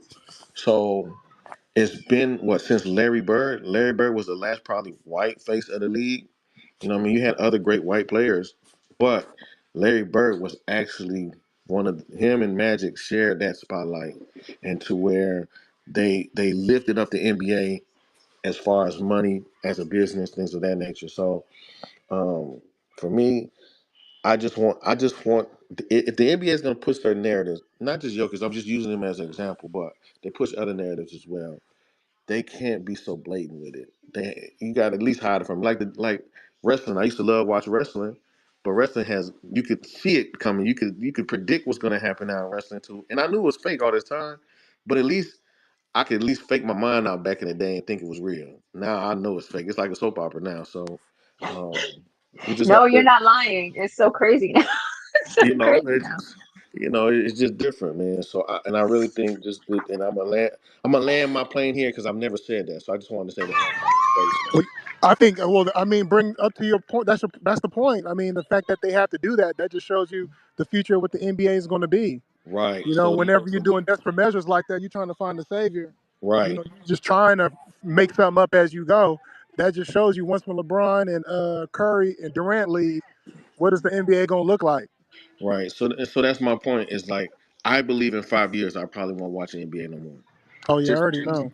it's Yeah. gotten away from the game that I love and how the game was actually played and things like that. There's just a lot of things that I just don't like about the direction of the NBA. And I will land it there. Well, nothing great lasts forever, right? They got to ruin everything. I didn't foresee the conversation going this way, and I should have known better. I didn't foresee it going this way, but I definitely should have known better. I thought we were going to go through top five and then honorable mentions, but yes, we do absolutely have to get into that narrative when we're talking about basketball. How did I think we were going to sidestep that? No, I don't know why I thought we were going No, to no. sidestep Hey, that. we But got one more. We got one more. Hey, no, here we was the did last. five. What are you talking? We did five. Okay, so we had. Now we're doing honorable mentions. Okay, so we had Bill, we had Kareem, we Mm-hmm. had MJ, Yep. Kobe, and we had Wilt. Yep. So that's five. Okay. We had Okay. Bill, So MJ, Will, Kareem, honorable mentions. Kobe. Honorable mentions. Let's go. All right. So Isaiah Thomas. Oh my gosh, yo, we can go through honorable mentions for a long time. And then you even said KD. He's definitely an honorable mention. Um, Barkley in his prime, with the strength and the speed, his athleticism was really good. You know what? I'm gonna tell y'all who my team was because I just said Barkley. It was the Suns, the Phoenix Suns. When Barkley and Kevin Johnson, all that, we had a few good players run through there. I used to love Raja, and then we had Marion and freaking whatchamacallit even came over there. Nash came over there for a minute. He was, you know, battling his old teammate Dirk. So yeah, my one first star honorable mention would be Isaiah Thomas. He dominated what in the late 80s, back-to-back championships. I'm always gonna go backwards only because that's where I was watching more of the older games because I really haven't watched basketball in years. He would have had three straight. What did Isaiah do? He set the record for scoring 25 points in a single quarter. And he set that record on a swollen ankle, I believe it was. And I believe he scored 16 points. I got it backwards, like 16 points in like 19 seconds. That's crazy, right? So my honorable mention would be Isaiah Thomas. What's yours? So man, I gotta go with Shaq Diesel. Like you can't. The most dominant player in the game, period, hands down. I ain't gonna lie to you. Will Chamberlain would have got smashed on. Like this dude, this dude Shaq was the most. Nobody's ever seen somebody as strong as him. Players talk about how they try to foul him and they almost broke their arm because he was just such a solid player. Even if you look at his Orlando days, the dude was pushing it up like a point guard. Like he'd get the rebound, push the ball up. But Shaq is the only player that I can think of in the history of basketball that where the NBA had to actually change the equipment, the goals, and how they were built because he would dunk on them and break them, and then they would try to figure out where they're going to get another rim from. So they had to reinforce the rim, they had to reconstruct the rim, they had to make brand new rims that could withstand this man's power and how much force and strength he put into when he played. So Shaq for sure. Shaq was 300 plus, could move like a locomotive. Even when he got bigger in his Laker days and Miami days and stuff, Shaq was dominant. So I definitely have to go with Shaq Diesel for winning. He got 4 championships. He got he got an MVP. He has all types of like stats and numbers as far as like scoring and stuff like that. So Shaq Diesel for sure. Yeah, yeah. And they used to call him the big Aristotle. Yeah. No, you're absolutely right. Yeah, Shaq was a big boy and he could move with with all his bigness. Yes. Three times. final 3 times. Final MVP it was, and MVP. So yeah, no, yeah. Shaq was a beast. Shaq was a beast. Shaq was a beast. Absolutely. I would I would go with Shaq, but Shaq would be mine. But if I had to come up with another one, I would say Steph Curry. Just the fact on his impact on the game, changed it, evolved it. He's turned it into a whole entire movement. Now we're shooting threes is the coolest thing to ever do now, and he does it so flawless. He makes it look so easy. And then also, he got 4 championships, I believe. I think he got 4. Um, he's going to break every shooting record there is for the time being. And then also, he can't be stopped because how far he can shoot out. So if I had to pick somebody outside of Shaq, I would probably pick Steph. Yeah, now Steph is a good one. I just hate that he showed that he makes everybody believe that they can shoot the damn three once they cross half court. That's another reason why I'm gonna start watching the NBA because all the damn kids think they Steph Curry. They want to this dude. They don't know how much work this man puts in to shooting the basketball. Like he don't just wake up, get out of bed, and oh man, today I'm gonna shoot from half court today. I'm gonna hit 5 half court shots today. No, this man shoots relentlessly, and has a top notch handle. But if you watch him, so we want since you like Steve Nash and stuff, OAJ, Steve No, Nash. no. I'm a Curry. I was not mad at his gameplay, but I'm not a fan of Nash like I am of Curry. No, no, no. But I Right. just So thought watch the me way tie this together. Watch me tie this together. So you're Nash annoying so Nash played for the Suns, right? Nash played for the Suns. for a minute, Then, yeah. then after he got done playing with the Lakers, then he went to coach. He went to assistant coach over there for the Warriors, and he's the main reason why Steph Curry has the handle that he does, because Steve Nash taught him everything he knew about handling the basketball. Before that, Steph used to just have a basic handle, could shoot the three, But once Nash got over there, man, turned Steph Curry into a problem. Turned him Okay. into a problem. But yeah, he did change the game, so I do like Steph as an honorable mention. I just hate how he changed the game because these kids, man. Oh, Lord. That's why I couldn't coach today. I couldn't. I would But lose that's my but freaking mind. okay. But somebody else's drive and their way that they build themselves up is you can't speak for everybody else just because they think that they can do it. It's not. Don't put that on Steph because nobody else is doing the work. He's doing the work. It's not like he hides that he does the work. No, no, facts. He does the work. It's just like, hey, man, now you. But he's even the reason why centers shoot threes nowadays. Like he got Right. centers out there shooting threes because they want to be like Steph. They want to be like the little man. Back in the day, everybody wanted to be the big man and dunk and all that stuff. Now, Right. Everybody now, wanted to be the star player, right? Everybody wanted to cut. Now it's the threes, right? Before it was, freaking Mamba and then MJ, right? But right. everybody wants to be the best, but they don't want to put in the work to be the best. But we can't blame that on people being the best. Hey, listen, I love the light skinned assassin. I love the light skinned assassin, the Why baby you had face to bring light assassin. skin into it? Why? He, because Mike had the dark, Mike had the dark skinned Ed lovers. You know what I He mean? And definitely now, was. He and definitely now was. you got the light skins. That's leading the way. But when I look at the, when I look at, Yeah, why you had to break it down like that? That's, hey, I'm just saying, I'm just saying he leading the charge. He leading the charge. let's So talk about skill, not his light skinnedness. hey, he got skills to pay the bills for real. Like I love He Steph Curry. definitely does.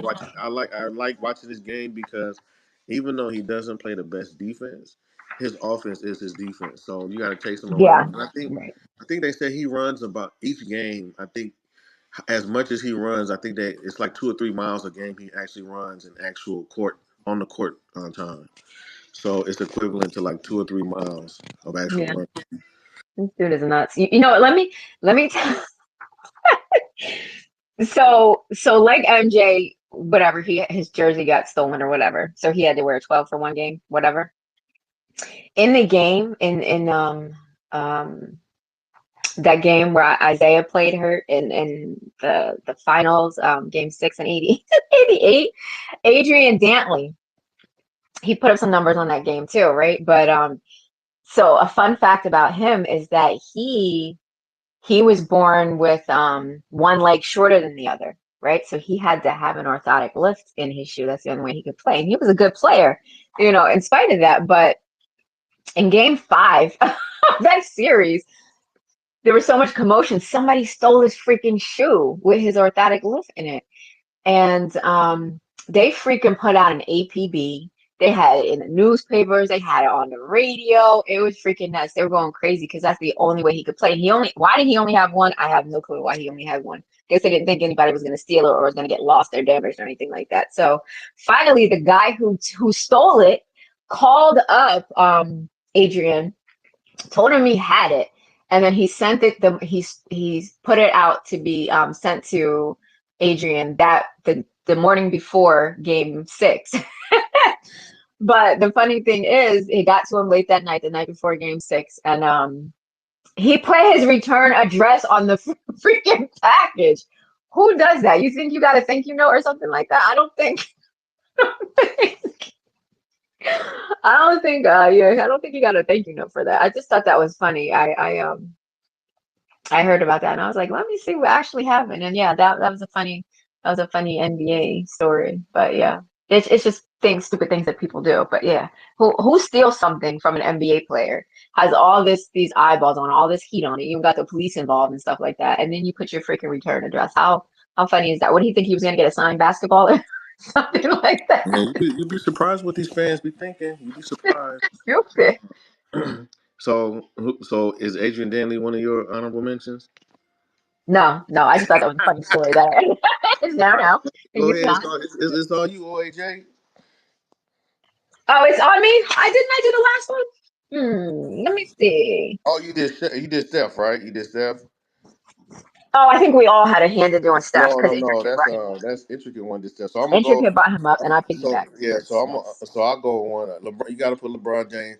Me personally, I would probably put him in the top 5. But I knew you were going to say that. I expected. You know what? Honestly, creative. I am shocked that he wasn't in your top 5. because he's anti-LeBron. See, it look, goes. okay. See, So see this. See, me and Creative been knowing each other for 30-something plus years. So Oh he, boy. he got a hidden agenda.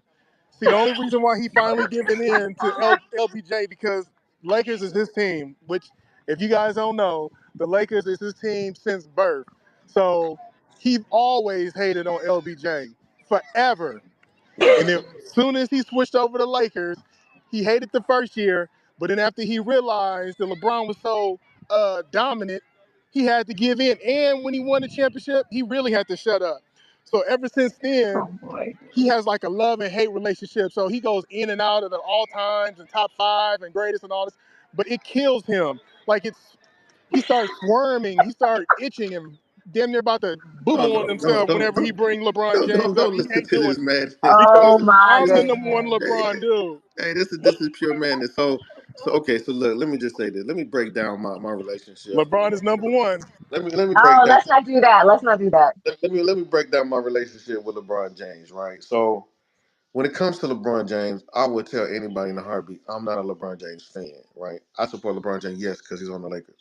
The reason I don't like there's certain things about LeBron that I don't like, which I feel like Kobe and MJ, at least when they walked away from the game, they gave you everything they had, right? Like LeBron, for me, I think it it killed me because I didn't see him working on his game every year. Like he didn't come the next year with like something, he added to his game. And like Kobe, you could see every year he added something or he came up with something. And I felt like LeBron will walk away from the game and still had so much he could have accomplished. Like he didn't exhaust all of his God given talent, right? Okay, let me interrupt you real quick. Why do you think that is? Why do you think he's not? Oh, I don't know. I can't read his brain. I just think, okay, for example, right, you're 6'9", and it took you, what, 7, 8 years to get a post-up game? Like, it took him a minute to get a post-up game, and you're 6'9", right? Um, it took him a while. It took him damn near to the end of his career to get a decent jump shot. You know what I mean? Like, before he would just depend on his athletic ability and just run you All right, creative, that's enough. Hey, No, hey, you wait, know hold on. what? Hold You on. was, you was out of line. You was so out of line. Like, let's just be honest. You like Kobe Bryant because he a killer. You like that killer mindset. Ball, ball, ball. Move out the way. isolate, shoot. And LeBron don't play like that. Like, I don't bruh, mind that what, LeBron what else don't he play what else like he got that. to do? He's 40,000 all time scoring. Like, what do you Can I mean? finish? Can I finish though? You just gonna rudely interrupt me Well, after you 40 know, years of love and friendship? unfortunately, I could do that. Wait, Unfortunately, I could do wait. that. You can do that, but that doesn't mean you have to do that. Goddamn, come on now.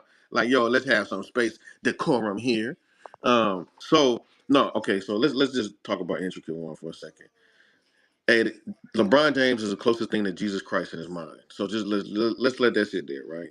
So if he could divorce his wife right now, he would go marry LeBron James.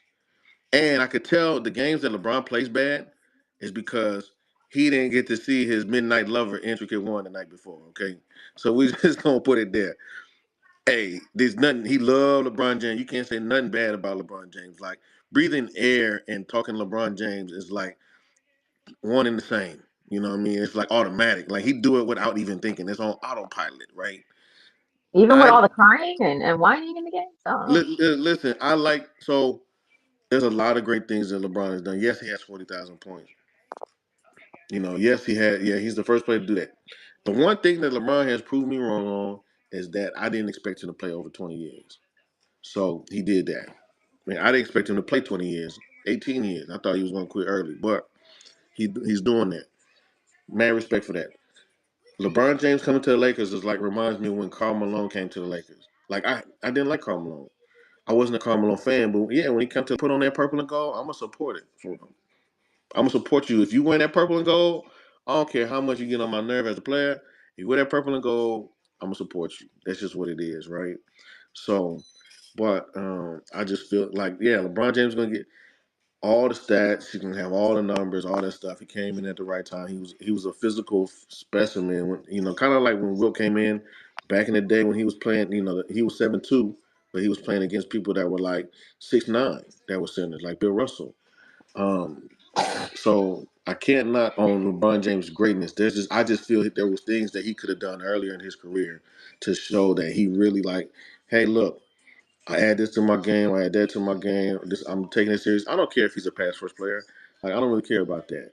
As long as you make the right basketball play, I don't really trip like on that kind of stuff. Yes, I like Kobe because yes, he has more of a killer mindset. But I don't compare them because they play two different styles of basketball. To me, LeBron is more comparable to Magic than he is to Mike. And Kobe's more comparable to Mike than he is to Magic. So their styles are completely different in my eyes, right? Um, they're both great players, and like I said, at the end of the day, LeBron's gonna go down and have probably all the numbers. I put up some of his numbers in the damn jumbotron. Look at his playoff numbers. He's number one in all these different categories, right? So, but at the end of the day, yeah, I'm a Kobe person, of course. Do I think Kobe would kick LeBron's ass in 1-on-1? Of course. I think that because LeBron is not, he's not that, he's a cerebral player from a holistic standpoint of the game. So he's not that assassin like 1-on-1 kind of player. That's just not how he plays the game. So anyway, enough about my Lakers that are hurting my heart right now. Not because LeBron James ain't playing good, not because Anthony Davis ain't playing good, but it's like Gladys Knight singing her heart out, and the Pips just come on, singing off key. You know what I mean? It's just it's the others that are really letting us down. So, but who's your next honorable mention, OJ? Before Intricate gets another second to get on his mic. I heard when he on mic before that somebody sounded like somebody scored a goal, a field goal or something in the background. So that was kind of dope with that what do you call that? A pattern interrupt.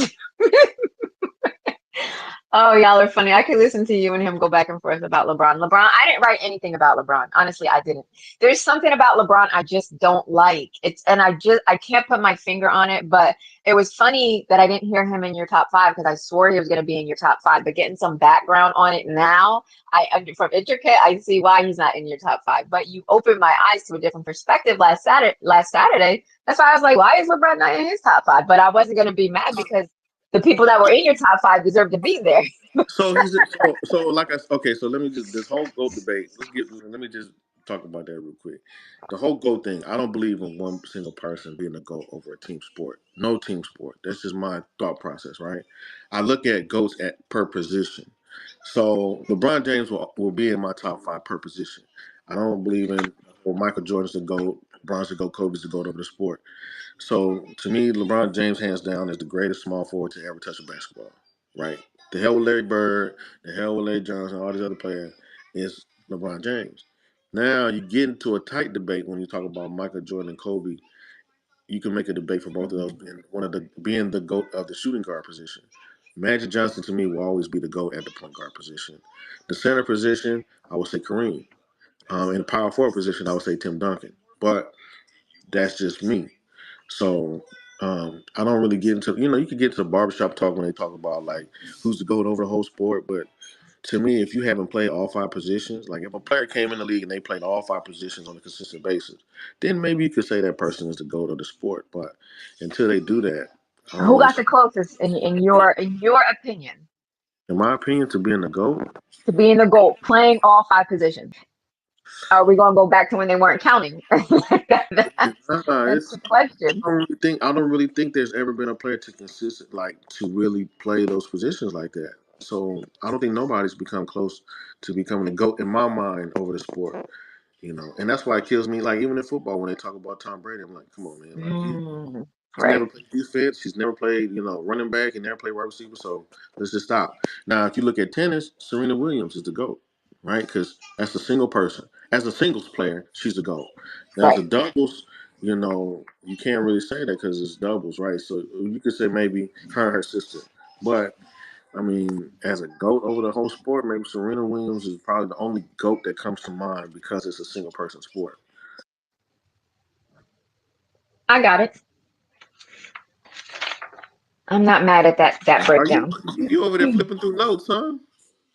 I had Look, to. There look were at, too many hey, she got people. them Stephen A. notes. Look at There were that. too many people. I was Hey, just like, yo.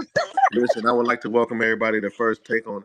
This is the First Take Connect and Chill Space. First Take Connect and Chill Space. OAJ is your Stephen A. Smith. I will be your Shannon Sharp. I had to. There, I hear there, pages flipping. I'm like, what is because this there were today? just too many people. And you know what's crazy is my notes are not in any order at all. So that's why I'm like, damn it. It sounds like you got a notepad. I mean, it's page after page after page after page. No, it's only like three. It's Oh, I only ain't like mad at you though. I appreciate it though. it's only like three. Yo, that was hilarious. That's just what I do. I do that with everything though. Everything I do, there's always notes. No matter how well I know it, even if I know it really super well, I still have notes because well, me anyway. For me, it's just like when you're talking in a space and you're talking about a specific subject and you're really into it, and then somebody comes off mic and they interrupt you. It's like, ah, fuck. Now you have to go off in another area, but then how do you get back to where you were, what you were talking about? I have issues doing that a lot of times. So that's why I'm like, I need notes so I can circle back and find out where I was. So I do that. I do that. I do that with everything. Every space I'm on, Shorty, OAJ Shorty has notes. Best believe I have notes. It doesn't matter what I'm doing. I have notes. I'm on interviews, I have notes. On my like when I'm going to interviews in person, here, anywhere. Like I was on a freaking Zoom interview the other day. I had notes. I printed out my resume and I had notes on it because I was asking the lady questions, whatever. I had notes. I have notes on everything. It's just how I do it. It helps me. So anyway, the next honorable mention, Hakeem Olajuwon. Hakeem Olajuwon. Why Hakeem? Why? Um, Hakeem Hakeem did a lot of stuff, and he was. Let me see. I feel like he was the only player. I think he was the only player to win back-to-back championships without a single all-star player on his team, right? I think that's right. I mean, I would have he to had look into Samson. that. He had Samson for a bit, but then I think Samson he had like back problems, right? So he went Oh out. no! So you know what? No, that's not true. I'm gonna tell you why. Because he had Clyde Drexler. When? Hold up.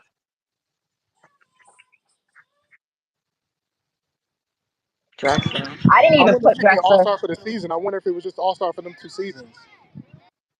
for yeah, for those two. That Well, might be yeah. true. Let me see when Clyde Drexler was an No, All Star. I don't think he had Drexler. I don't think he had Yeah, a single I All-Star think team he was old at that yeah. time. Clyde was on a for those two decline. back-to-backs. Yeah, Clyde was on the decline. You might be right. I had you might I be don't think right. that he did. I mean, he did have Samson, but Let me bow and down to the Samson went out. notepad. Let me bow down to the Yeah, I notepad. had to. I gotta do it. I gotta do it. You're funny. Okay, and he's the only well, no, he has, let me see. He has a quadruple double on his resume. Um, yeah. So he's another honorable mention. Who's your honorable? I like Kareem. I'm gonna touch on Kareem real quick. I like Kareem He's because not honorable mention. He was one of the top five. I mean not Kareem, Hakeem Elijah one. Excuse Oh, me. okay. Man, don't beat me up. Don't beat me up. I'm You like, know, what? Peg took over my mic for a second. She sure did. But nah, Hakeem Olajuwon, I like Hakeem Olajuwon. What a lot of people don't know about him, that's one of the things that kind of stood out about him is that even though he was a center, he spent a lot of time practicing with the guards and point guards and stuff. Um, he was originally a soccer player before he started playing basketball, so that's why his footwork was so impeccable. And then once he started practicing with the point guards, that's how he came up with the dream shake and things of that nature, um, which he still teaches players to this day. That's why a lot of players still you're a lot of times you're a goat when great players come to you and ask you for advice, right? So, for example, um, you had Kobe Bryant was one of the first players to work out with Olajuwon and have him teach him some of the footwork. Then years after that, then you had LeBron go down there. Now, most recently, you had Giannis Antetokounmpo go down there and work with Olajuwon. So, in Olajuwon, even though he didn't really have like the mass as far as his size, as far as his width, but he used every ounce and every move he had in his bag to be very very highly productive, highly skilled, can shoot the 15-footer, and do a lot of things. So here's a question for you. So outside of the Rockets, who did Hakeem Olajuwon play for?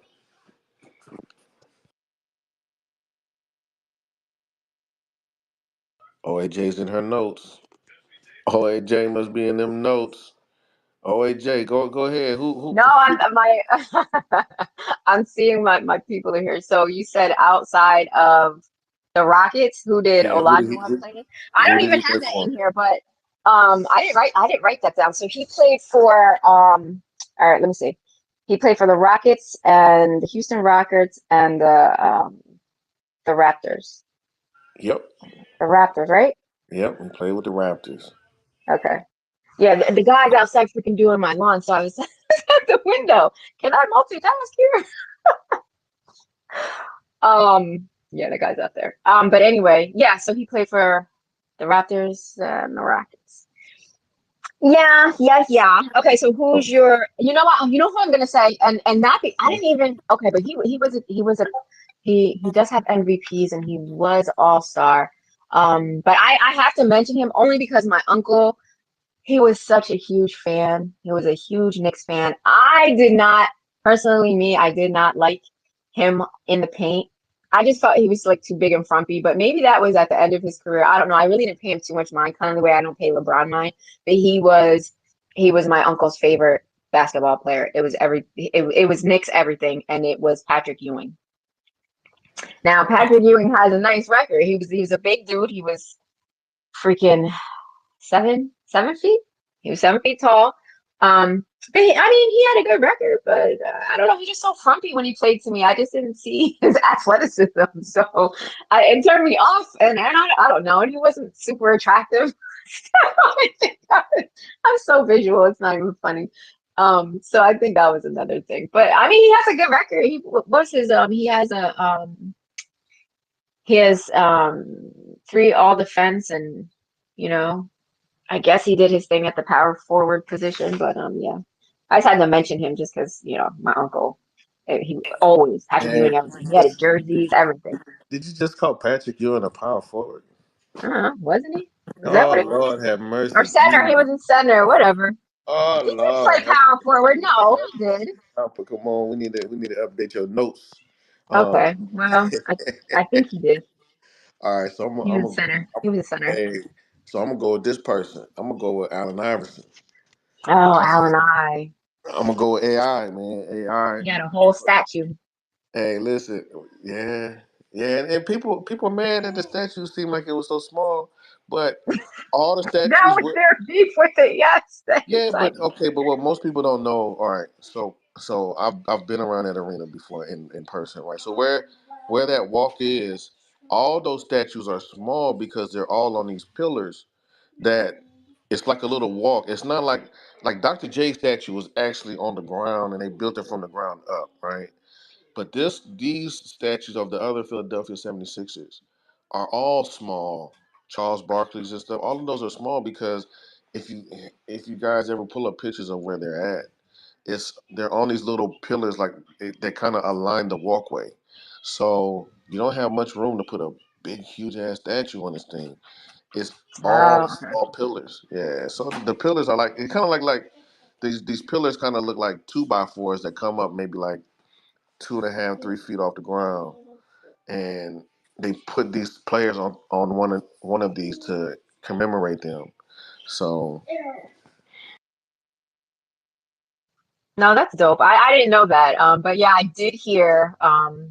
Because I don't watch TV or anything like that. I don't watch the news or anything like that. But it was all over social media, and yeah, they did. But people are gonna complain about everything. But now that you give some background, then that's cool though. But yeah, yeah, no, Alan I.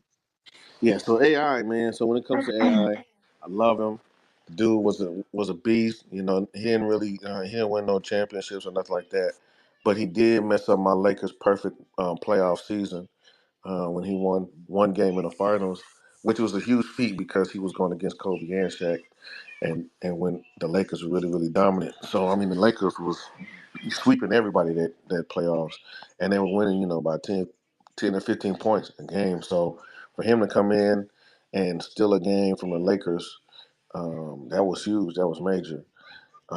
Also, the fact that he changed the culture of the game too. So they instituted zone defenses because of AI and Shaquille O'Neal. So they started Mhm. allowing before that NBA teams had to defend one on one man defense. Then once AI and Shaq became so dominant, they instituted zone defenses, which wasn't allowed in the NBA until the late '90s, early 2000s. So he changed the game from that aspect. He also changed the culture of the game to where they were wearing jerseys and they were wearing cornrows and doing all this kind of stuff. Yes, Um, yes, yes. so he was monumental in that. He was an icon in that. And then that's when they started instituting he had to wear suits. And me personally, the fashion, the way the stuff they're wearing nowadays, they need to go back to wearing suits. Because the crap that they wear nowadays to the game is terrible. It's terrible, man. That stuff you couldn't wear that. The stuff that they wear to the games, you couldn't wear that, regularly, like walking down the street or nothing like that. Or like, what business can you go into? What big huge company can you go into? Let's say you wearing these bell bottoms and stuff, walking into the office. Like this stuff is like they wear the crazy fishnet and all this kind of stuff. Like, Oh no, no. I think me personally, when you going in to conduct business, you suited and booted up. You looking sharp, looking smooth. You look like you professional. Not all this craziness, looking like you working at Spencer's or Hot Topics and stuff like that, man. That junk is crazy. Oh, he brought up Spencer's. Yeah. Yeah, Spencer's didn't originally start like that, but yeah, it did. Yeah. But we're talking about small players again.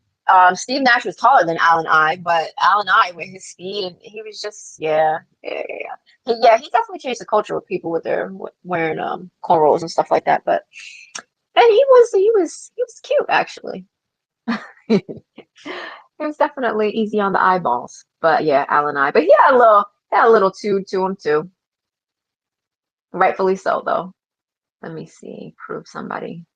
I'm seeing if my approvals work because L, that seeing if my approvals work because Twitterverse has an issue with Droid. They favor the the Apple Oh software. Lord, she got the green bubbles, y'all. Y'all don't know that.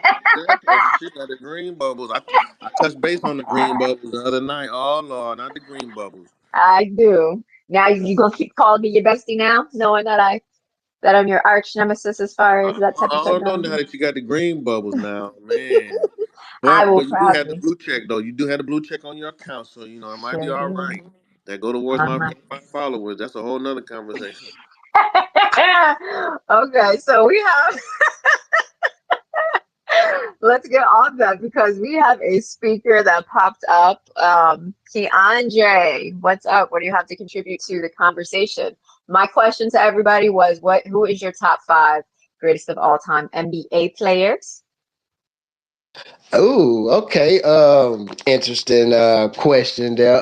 So all time, man. Okay. I this is in no particular order, but I like John Stockton. I like Jason Williams because he reinvented the passing game. He made passing a fun thing back in the early 2000s. Steve Francis. I like Steve Francis too. And let's see, two more. Of course, I've always been a fan of AI. Like they just recently, his dribble style was so effective to the point where they actually outlawed his dribble style. I was like, wow, that's crazy. If your handlers is that crazy, and then like it's going more recently, I would say I like that dude Luca too. I like the way he played the game. It's smooth. He looked like they be having fun out there. You could tell the people that are out there having fun. I mean, it's a job, of course, but you could tell who likes it and who don't. You know what I'm saying, according to how they play the game. But that's my Okay, yeah, I like that. I like that little five you done put together. John Stockton. I haven't heard his name mentioned in a while. I was gonna John say that Stockton. too. He wasn't Hey, even on my honorable mentions. What was wrong with listen, me? listen. John Stockton is probably the only person on the Dream Team that can walk through anywhere in Europe wearing a Dream Team uniform and nobody recognizes him. You know what I mean? Which I would say is a great feat because sometimes when you're famous, man, you don't want all them people. Just you want to be a regular person, be able to go to regular places, and people not swarm you. So that's cool. But John Stockton was a bad man. I got to give him his credit. The dude was a bad man, and even though he was a smaller guy, very, very strong. His IQ was very, very high. It's just unfortunate that he played during the Jordan days because Jordan kept a lot of people from getting that championship. So, but John Stockton is one of the, I want to say he's one of the assist and steal leaders, top 10, I think. Uh, all time, bro. okay, well, there you go. Also, look, he knows that's what I'm talking about, Keandre. I was And it's about to good. say. Hey, listen, I'm gonna say this. I'm gonna put this out there, and I'm gonna give Keandre his flowers because I haven't seen this brother in a while. It's been a minute, and he switched his PFP up on people. So now I thought this was Thuggish Ruggish Bones lost member or something, and it's Keandre, brother. I've been looking for you for a while, man. I ain't seen you around in a minute. Good to see you. Glad you're doing good. Hope everything's blessed. Oh yeah, man, I appreciate it. I mean, I changed the PFP up. I figured people wouldn't recognize me because I was like, damn. When I changed it, I was like, man, where everybody? But nah, man, I'm doing good, man. Life be life sometimes, but we all got to get it together at some point. But yeah, man, it's good to be here in this good space and talk about basketball, man. I mean, I could talk about that all day. You know. Nah, that's what I'm talking about, man. Like I said, when I heard your voice, I knew who it was at that point. But yeah, I didn't know who it was with the new PFP, man. See, when you switch your PFP, please, you got to make a public post announcement so I can know who's who, this, that, and the other, man. So I can make sure because you got to remember you also lose your check for a little bit too. So if not, a lot of times, I recognize people by their PFPs and things of that nature. So I'm an old person. I don't like to read. I like to look at people pictures and stuff, and that's how I recognize people by their faces. But yeah, we could definitely talk basketball day. I really appreciate Miss L opening up this space, man, and giving us the opportunity to talk basketball because she didn't have to open up her Connect and Chill space and just have us talking while she sits back and enjoys the conversation. She's giving up her space, her time to host a space that she normally runs impeccably well, where she has amazing topics. So every Saturday, make sure if you're not following Miss L, If you don't come to her spaces on Saturdays, you are missing out. You're missing out on a treat. There's always some great topics. I will always love coming to her spaces anytime I can.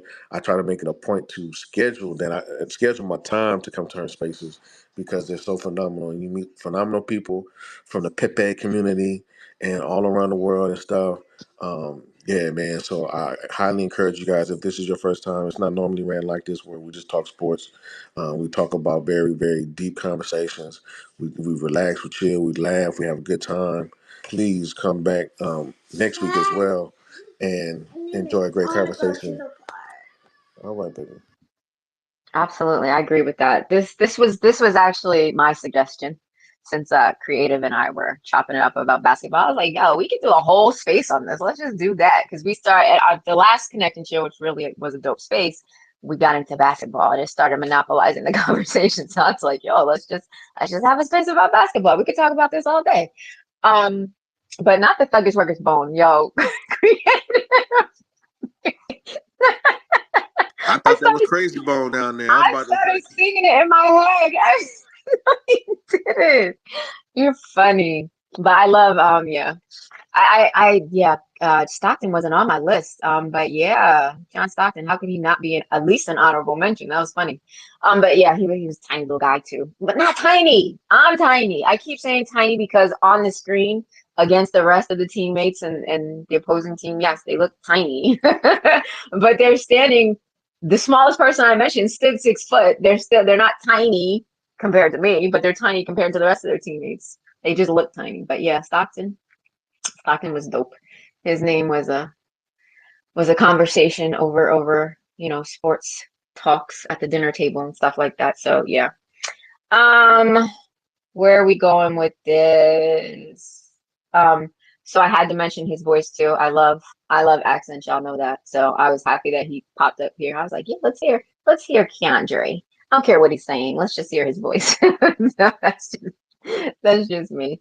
But yeah, guys down in the listening lounge, thank you for coming. Thank you for staying with us. Thank you for chilling with us. If you have anything to add to the conversation, it doesn't have to be about b-ball. It doesn't really.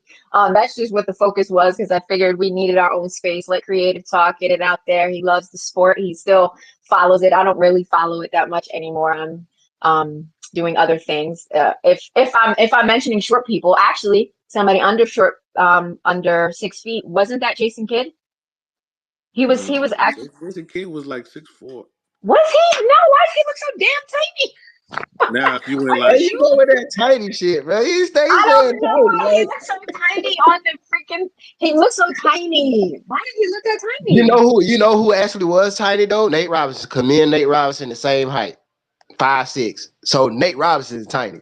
The rest of them dudes, they But walk in the no, why refrigerator. did he look so tiny? I don't know why he looked tiny to me. He looked tiny. John looked tiny. Al and I looked tiny, but they weren't. That's so crazy. Just up Did you against the adjust? TV. Did you I don't adjust your glasses to the frame of reference on the TV? know. That could have been it. You're funny. a hawk? Yeah, That's what. man. See, Oh, you I got thought it you That's messed said what I up. said. hog. That's what I Okay. said. It's that accent, Keandre. It's that It accent. I feel is. you. My bad. Because My I was like, bad. oh, his accent got me. He said hog? I didn't know he said hog. Okay. Yeah. Funny. Hey, because there's a huge difference in being a hawk and And a I'm And all ball hog. hog. Yeah, That's I me. know. I know. I know. there's a But huge that's what I difference. was Anybody sounded the saying. same. My bad. That's what I was saying. The huge difference between Kobe and MJ is Kobe utilized the team. MJ was just give me the ball. I got it. So Well, let's talk about it real quick. So a lot of there are people that don't know sports that call Kobe a hog, and so if you listen, there's an interview that was done on All the Smoke that is Matt Barnes and Steven Jackson, their podcast, and they have a guy on there from Cali. His name is Phil Handy. He's currently an assistant coach for the Lakers. So Phil Handy talks about this interview. It talks about his time working with Kobe. So one of his first jobs in the NBA was to be like the assistant coach that kind of built a relationship with Kobe, did things with Kobe, worked out with him and stuff like that. So when he first started working with Kobe, Kobe said, "All right, man, look, meet me tomorrow at 4, right?" So Dude wakes up, dude gets up, whatever, does his day, whatever, then heads to the gym around 4 p.m. Doesn't see Kobe.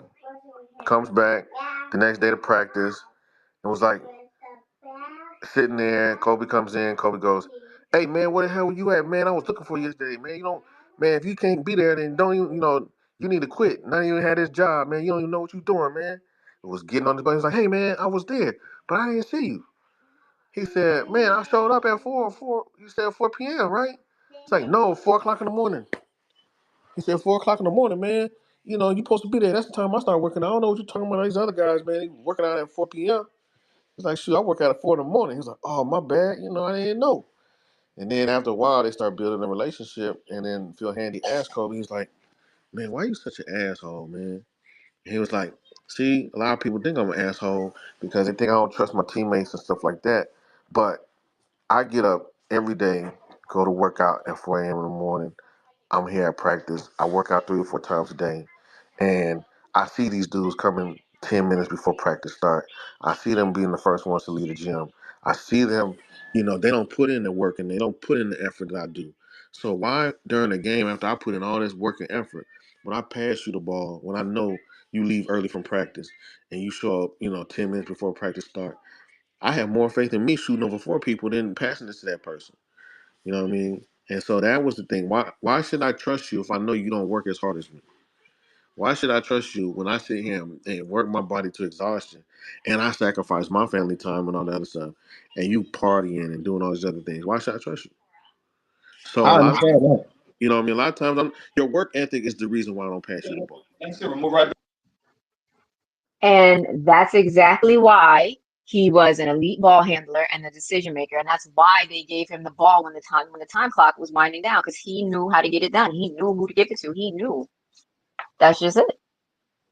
Yeah, and work ethic says a lot about a person's integrity too. Now everybody ain't gonna get up at 4 a.m. in the morning. I mean, Kobe just loved the game more than his teammates did, and that's just flat out evidence right there. So I mean, there are people that, like I said, there are people that love the job, and there are people there that are just strictly there for the money, and it shows, and you can see that. And Yeah. he was the same on and off the paint with his work ethic. You know how many businesses how many companies he was invested in and stuff when, he passed? It was like 14, something like that, right? It was like 14. I had no idea. I Yeah, can see it it. was Though. I can see that though. That spilling over into his personal life. I mean, that's who he was as a person anyway. facts. Yeah, he was, who outspoken to, and y'all don't even, let me see who, I think, Kareem Abdul. He writes freaking articles for the Washington Post and stuff like that. He's Wow, I would have he's never had. very vocal. I would have never put those two together for real. Not in a million years. Yeah, but they're on things like racism and anti-Semitism and things like that. He even he even wrote something on The Bachelor about The Bachelor, the Bachelorette, the Bachelor contestants about race being a problem there. He's very vocal. He's outspoken. He does not hold his tongue about that. He did write something about fighting racism in the league and stuff like that. So That's cool. You know what I just discovered recently though, and this is something that that most people may have assumed, but like I know Michael Jordan had two sons now, and they should be of age, and neither one of them made it to the league. I find that ironic because like a lot of people sleep on Scottie Pippen, but his son's in the league. I just figured that out like 2 days ago, and he's nice. Like, did nobody else know this? I just found this out. I was just like, wow, oh okay. Yeah, now Scottie Pippen's son is in the league. Scottie Pippen Jr. Michael Jordan's sons, I think one, they didn't really have the athletic ability to play in the league. Two is the shadow of Michael Jordan at the time. I mean, Michael Jordan's a walking icon. Scottie Pippen is looked at as a great player, but he's not an icon, right? It's like me being Michael Jackson's son or being Tito's son. Like, okay, yeah, they're both Jacksons, but there's a lot different pressure that comes with being Michael Jordan's son than being Scottie Pippen's son, right? Um, absolutely. Yeah, yeah, okay. so, But but Layla did it and she didn't care. Who? Layla. Okay, but Layla. then you talking about Muhammad Yeah, but I Ali? mean, it's still all sports. You know, she didn't. Yeah, She didn't care but about her father's being shadowed by her father's legacy. It was well, the okay, opposite. but you got to think too though. The gap, the year gap in between when True. see, True. so Muhammad Ali, he was done with the sport for so long by the time she started boxing. You know, Yeah. True, but Mike. it's still a legacy, yo. It's Yeah, still no, no, like it's still a legacy, but you got to understand a lot of how many people saw, how many people when true. Layla started boxing, how many people saw Muhammad Ali box? True. True that. True You that. know what True I that. mean? So then Marcus Jordan and his other brother, hell, his dad was sponsoring these, giving them shoes and everything. Like he just probably got done with basketball. Mm, So that's You know, everybody impressive. has seen Michael Jordan play. So man, you thinking like your daddy. real quick. It's still about Super MJ. But fun. what came up to my mind, what I forgot to say, because we quickly segued to something else, was the fashion. All I could think about when y'all said how people coming up to these daggone games not wearing suits and stuff, all I could picture was MJ in the damn cowboy boots with the with the suit tucked in. What the hell? Okay. Yeah, he did that. That's random as fuck. That's He random did as hell. do That's that, the but it popped in my five. head. I was like, yeah, right, with MJ with the damn. Out of all the files you had, that's the one you chose. That looked cool. Yes, yes, that's the one because it I think it traumatized me a little bit to see MJ in some damn cowboy boots, but his suit pants tucked in. Yeah. That's Anyway, I funny had to as say hell, that. though. That's funny as hell, though. But And no, that's how my mind works. My mind is funny. I try to I try to find humor in everything. So that was funny to me. I was like, that's no, good. MJ I didn't. like that. That's So good. I yeah, like that. That give me my good. That give me apologies. good ammo to crack some jokes every now and then. It's fine. Listen, I could give it as well as I could take it. I was crying over here with you getting at me. Oh, so so file blank, huh? Yo, that was funny. I was done. But create my bad. I just had to say that because it came back to my brain. Oh no, you good, you good. I wanted to throw out one more Kobe story before this thing probably wraps up soon. So Kobe was Gerald Henderson Jr. tells this. No, Gerald Henderson tells his story about Kobe coming to play. He's playing against the Charlotte Bobcats, and he's working out whatever. And then all of a sudden, Gerald Henderson looks at him and notices that there's one of the arena workers comes over and like talking to Kobe, and Kobe's like pointing at the rim and stuff like that, right?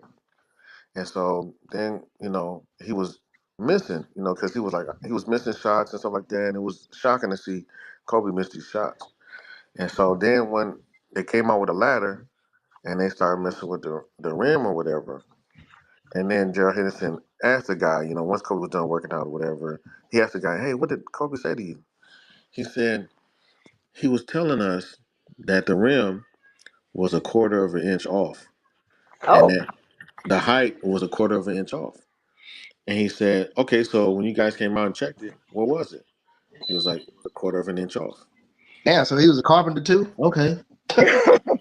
No, I mean the Shit. fact that you know your shot so well and you shot so many shots that you could Yeah. tell when the You can height of tell the yes. if it's rim is off. off. You can tell if it's off. For real. Yeah. I feel Crazy. you. But one question: do we expect anything less from Black Mamba? That is the question. That's the No, whole no, we question. don't. No, we don't. Is it Not at all. surprising? He Is didn't it have to surprising? adjust his glasses or nothing. He was on You know point. what? I You're gonna agree leave with my that. glasses alone.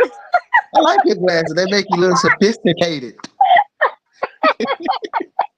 Don't be trying to catch what I'm saying. I just thought What we did was you gonna say? glide No. past that. What did We you could say have just glided yesterday? past that. Nah, I can't. I can't do that. Whether it's at me or at somebody else, I still want to bring it up. Yo, what did you say? I didn't adjust my my glasses to the width and the frame of the freaking TV or the TV or something. I don't know what you said, but that was hilarious. That's what I said. I gotta play that back and clip that. I'm gonna clip that and keep it. That shit was funny. I don't care. Listen. I have such. Some can say I have a warped sense of humor, but listen, I have a sense of humor nonetheless, and everything is funny to me. A lot of things I can find humor in, and listen, laughter is the best medicine. You could be in the worst mood. You could be beefing. Haven't you ever had a time where you were beefing with somebody, or your friends were beefing, or you just saw somebody beefing, and then somebody cracks a joke, and then it's just like, what was we arguing about? Yeah. You know what I That's mean? So usually has laughter. something over a hamburger or something. But yeah, you're right. Laughter See? Like, so laughter is the best medicine, y'all. So if too. I could find something funny in anything, and I think go out and appreciate it. Because people are like, "What the hell are you laughing at? This is a serious situation." And I'm like, "Well, I found it funny, but that's just how I was." And now I'm just like, "Yo, I can appreciate that about myself. Like, life is not really super serious like that. Find the humor in everything. You live a lot longer. Your body will thank you." Yeah, it Yeah, will. It most will. definitely. I Most I definitely. remember when 9/11 happened. I mean, it was a very serious situation, but my friend had said something in the back. Like this had just happened. I was in the ninth grade, right? This is the first time I ever got suspended on the spot, though. Normally it's a process, but I got suspended on the spot that day, y'all. And I mean, like what he said is like we was talking about farts. I mean, dude, that's what we was talking about before any of that shit broke out. And he had said something that was so hilarious. I just busted out laughing and coach was like, Is X rugging or is no one talking? No, what happened? I can hear him. It's Keandre's talking. Y'all can hear me? I Oh, can. I hear you. I Oh, hear you. okay. Yeah. Yeah, I don't know. I think they timed L's mic out. Her hearing. They may have. Oh no. Oh man. Oh man. Gotta adjust your ears too. Okay. Go ahead. But Go but ahead. no, so Finish your but fart no, so like, story. yeah. So no, so we was talking about that because we teenage boys. So we that's the shit we do. And he had cracked the joke it was just hilarious to me. And at that moment, they was replaying what had just happened, like right around that time. And the coach was like, "You need to get the hell out of my class." And I'm like, "Damn, bro, like what's up? What's wrong with you?" Like, of course, I realized after I got kicked out, I was like, "Oh, damn." I wasn't laughing at that though. You know what I'm saying? I was laughing at the joke that was being said at the time. There was nothing funny about what was happening, but in my reality at that time, farce was funny back then. So that's just what it was. But like nowadays, like finding humor in everything is also it can be critical at times because if you can't laugh, then what else is there to do? Right. Just go dig a grave and jump in it already then. Nah, I Man, find humor in a lot of stuff, so that's just what I do. Everybody else can be a crabby apple if you want to. I'm not a going crabby apple. to.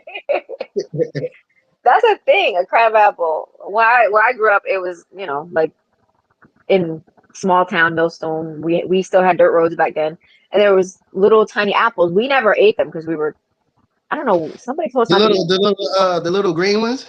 No, they were red, but they were very tiny and they were hard, and we used to just throw them at each other. And That damn. Wow. Okay, they're I bet called that crab probably hurt. apples, though. Yeah, of course they hurt. Yeah, no, we had them in rural Alabama too. They was just green and they was good with some salt. Like, Oh, see, well, how they do you eat wasn't an sweet. apple with salt? Oh my goodness.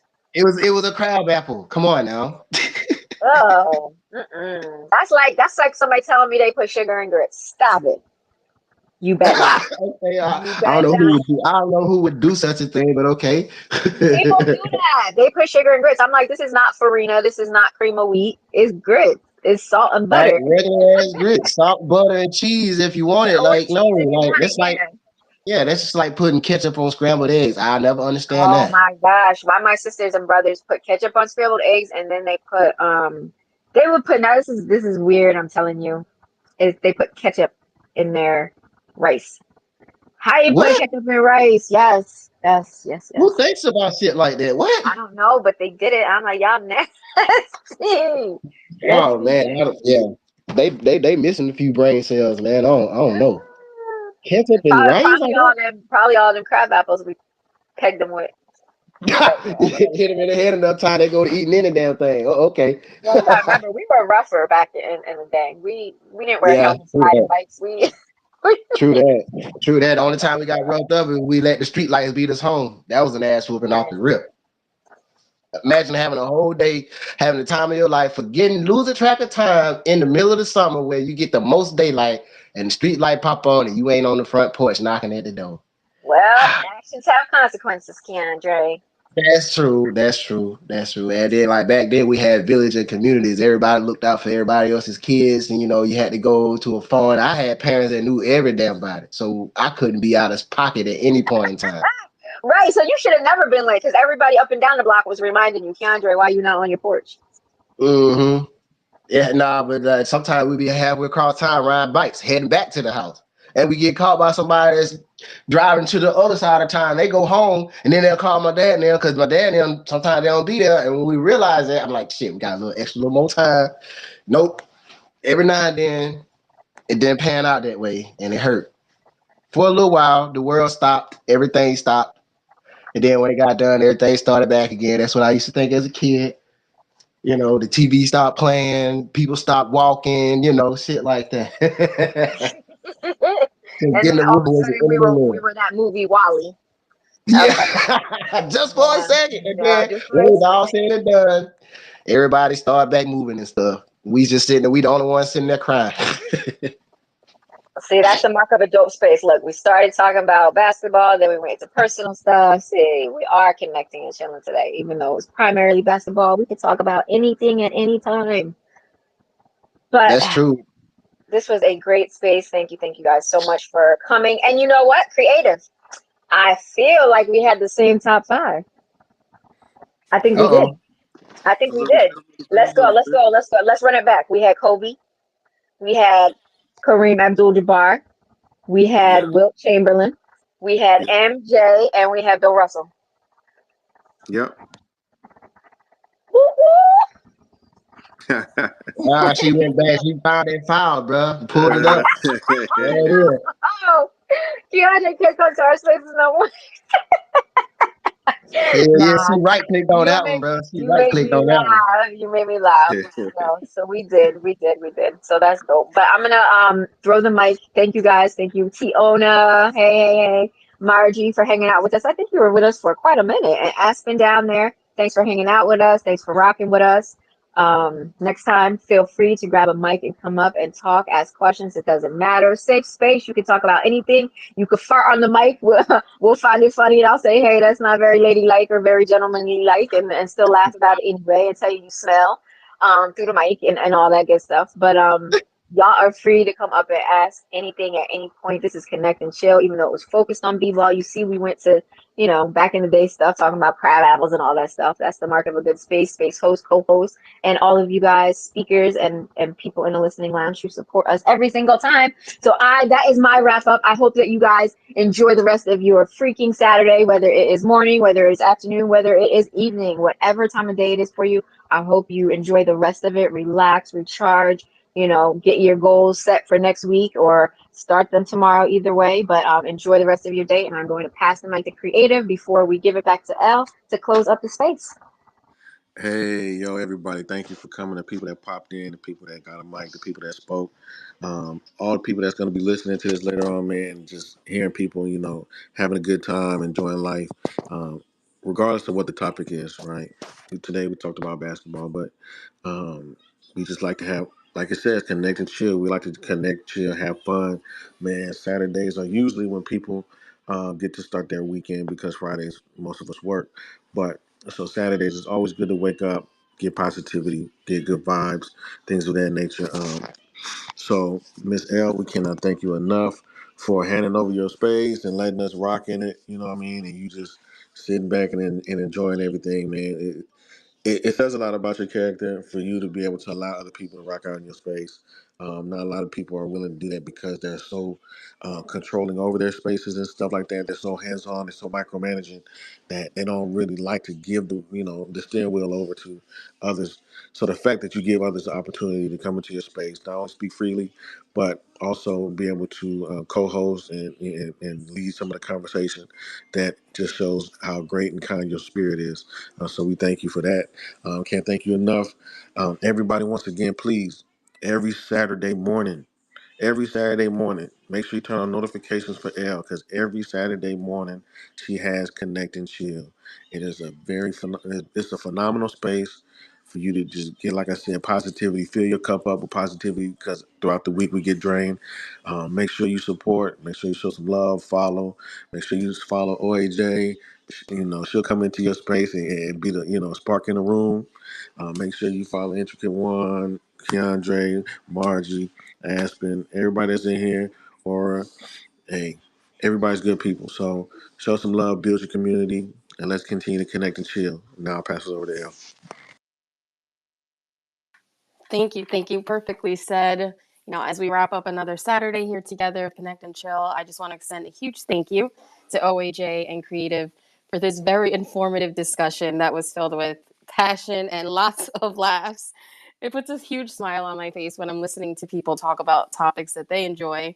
And I know you all probably realize I didn't really have much to say today, but sometimes it's not about talking, it's about listening, right? You got to let someone else hold it down that knows what they're talking about. And they came prepared. You guys heard the notes, right? Because I heard the notepad, it was going. So I really had a lot of fun today just listening and allowing you guys to take over and do your thing. I'm sure all of you learned at least one new thing today. I have my notes. I learned a lot of new things. I got Bill Russell, I got Will Chamberlain, I got Kareem Abdul-Jabbar, Peg, I didn't forget you. I got notes. So I learned lots of new things. I do want to also thank the amazing speakers we had, Intricate, Keandre, Benjamin, Peg. You all added to the conversation. And of course, our listeners, everyone who joins us, whether live or on the replay, your participation makes this space worthwhile. And for those catching the replay on Audacity, I appreciate you giving our stream your time today. I'd love to connect with you and hear your thoughts or topics that you might be interested in discussing, because you never know what we might talk about in this space, as you can see today. But you do know it's going to be filled with lively discussion, positivity, laughs, and good vibes. That's what we're all about here. It's been so fun sharing part of my Saturday with you guys. I'm glad you came prepared, did your thing. I loved it. So we'll keep the conversation going, continue to connect, and I hope everyone enjoys the weekend.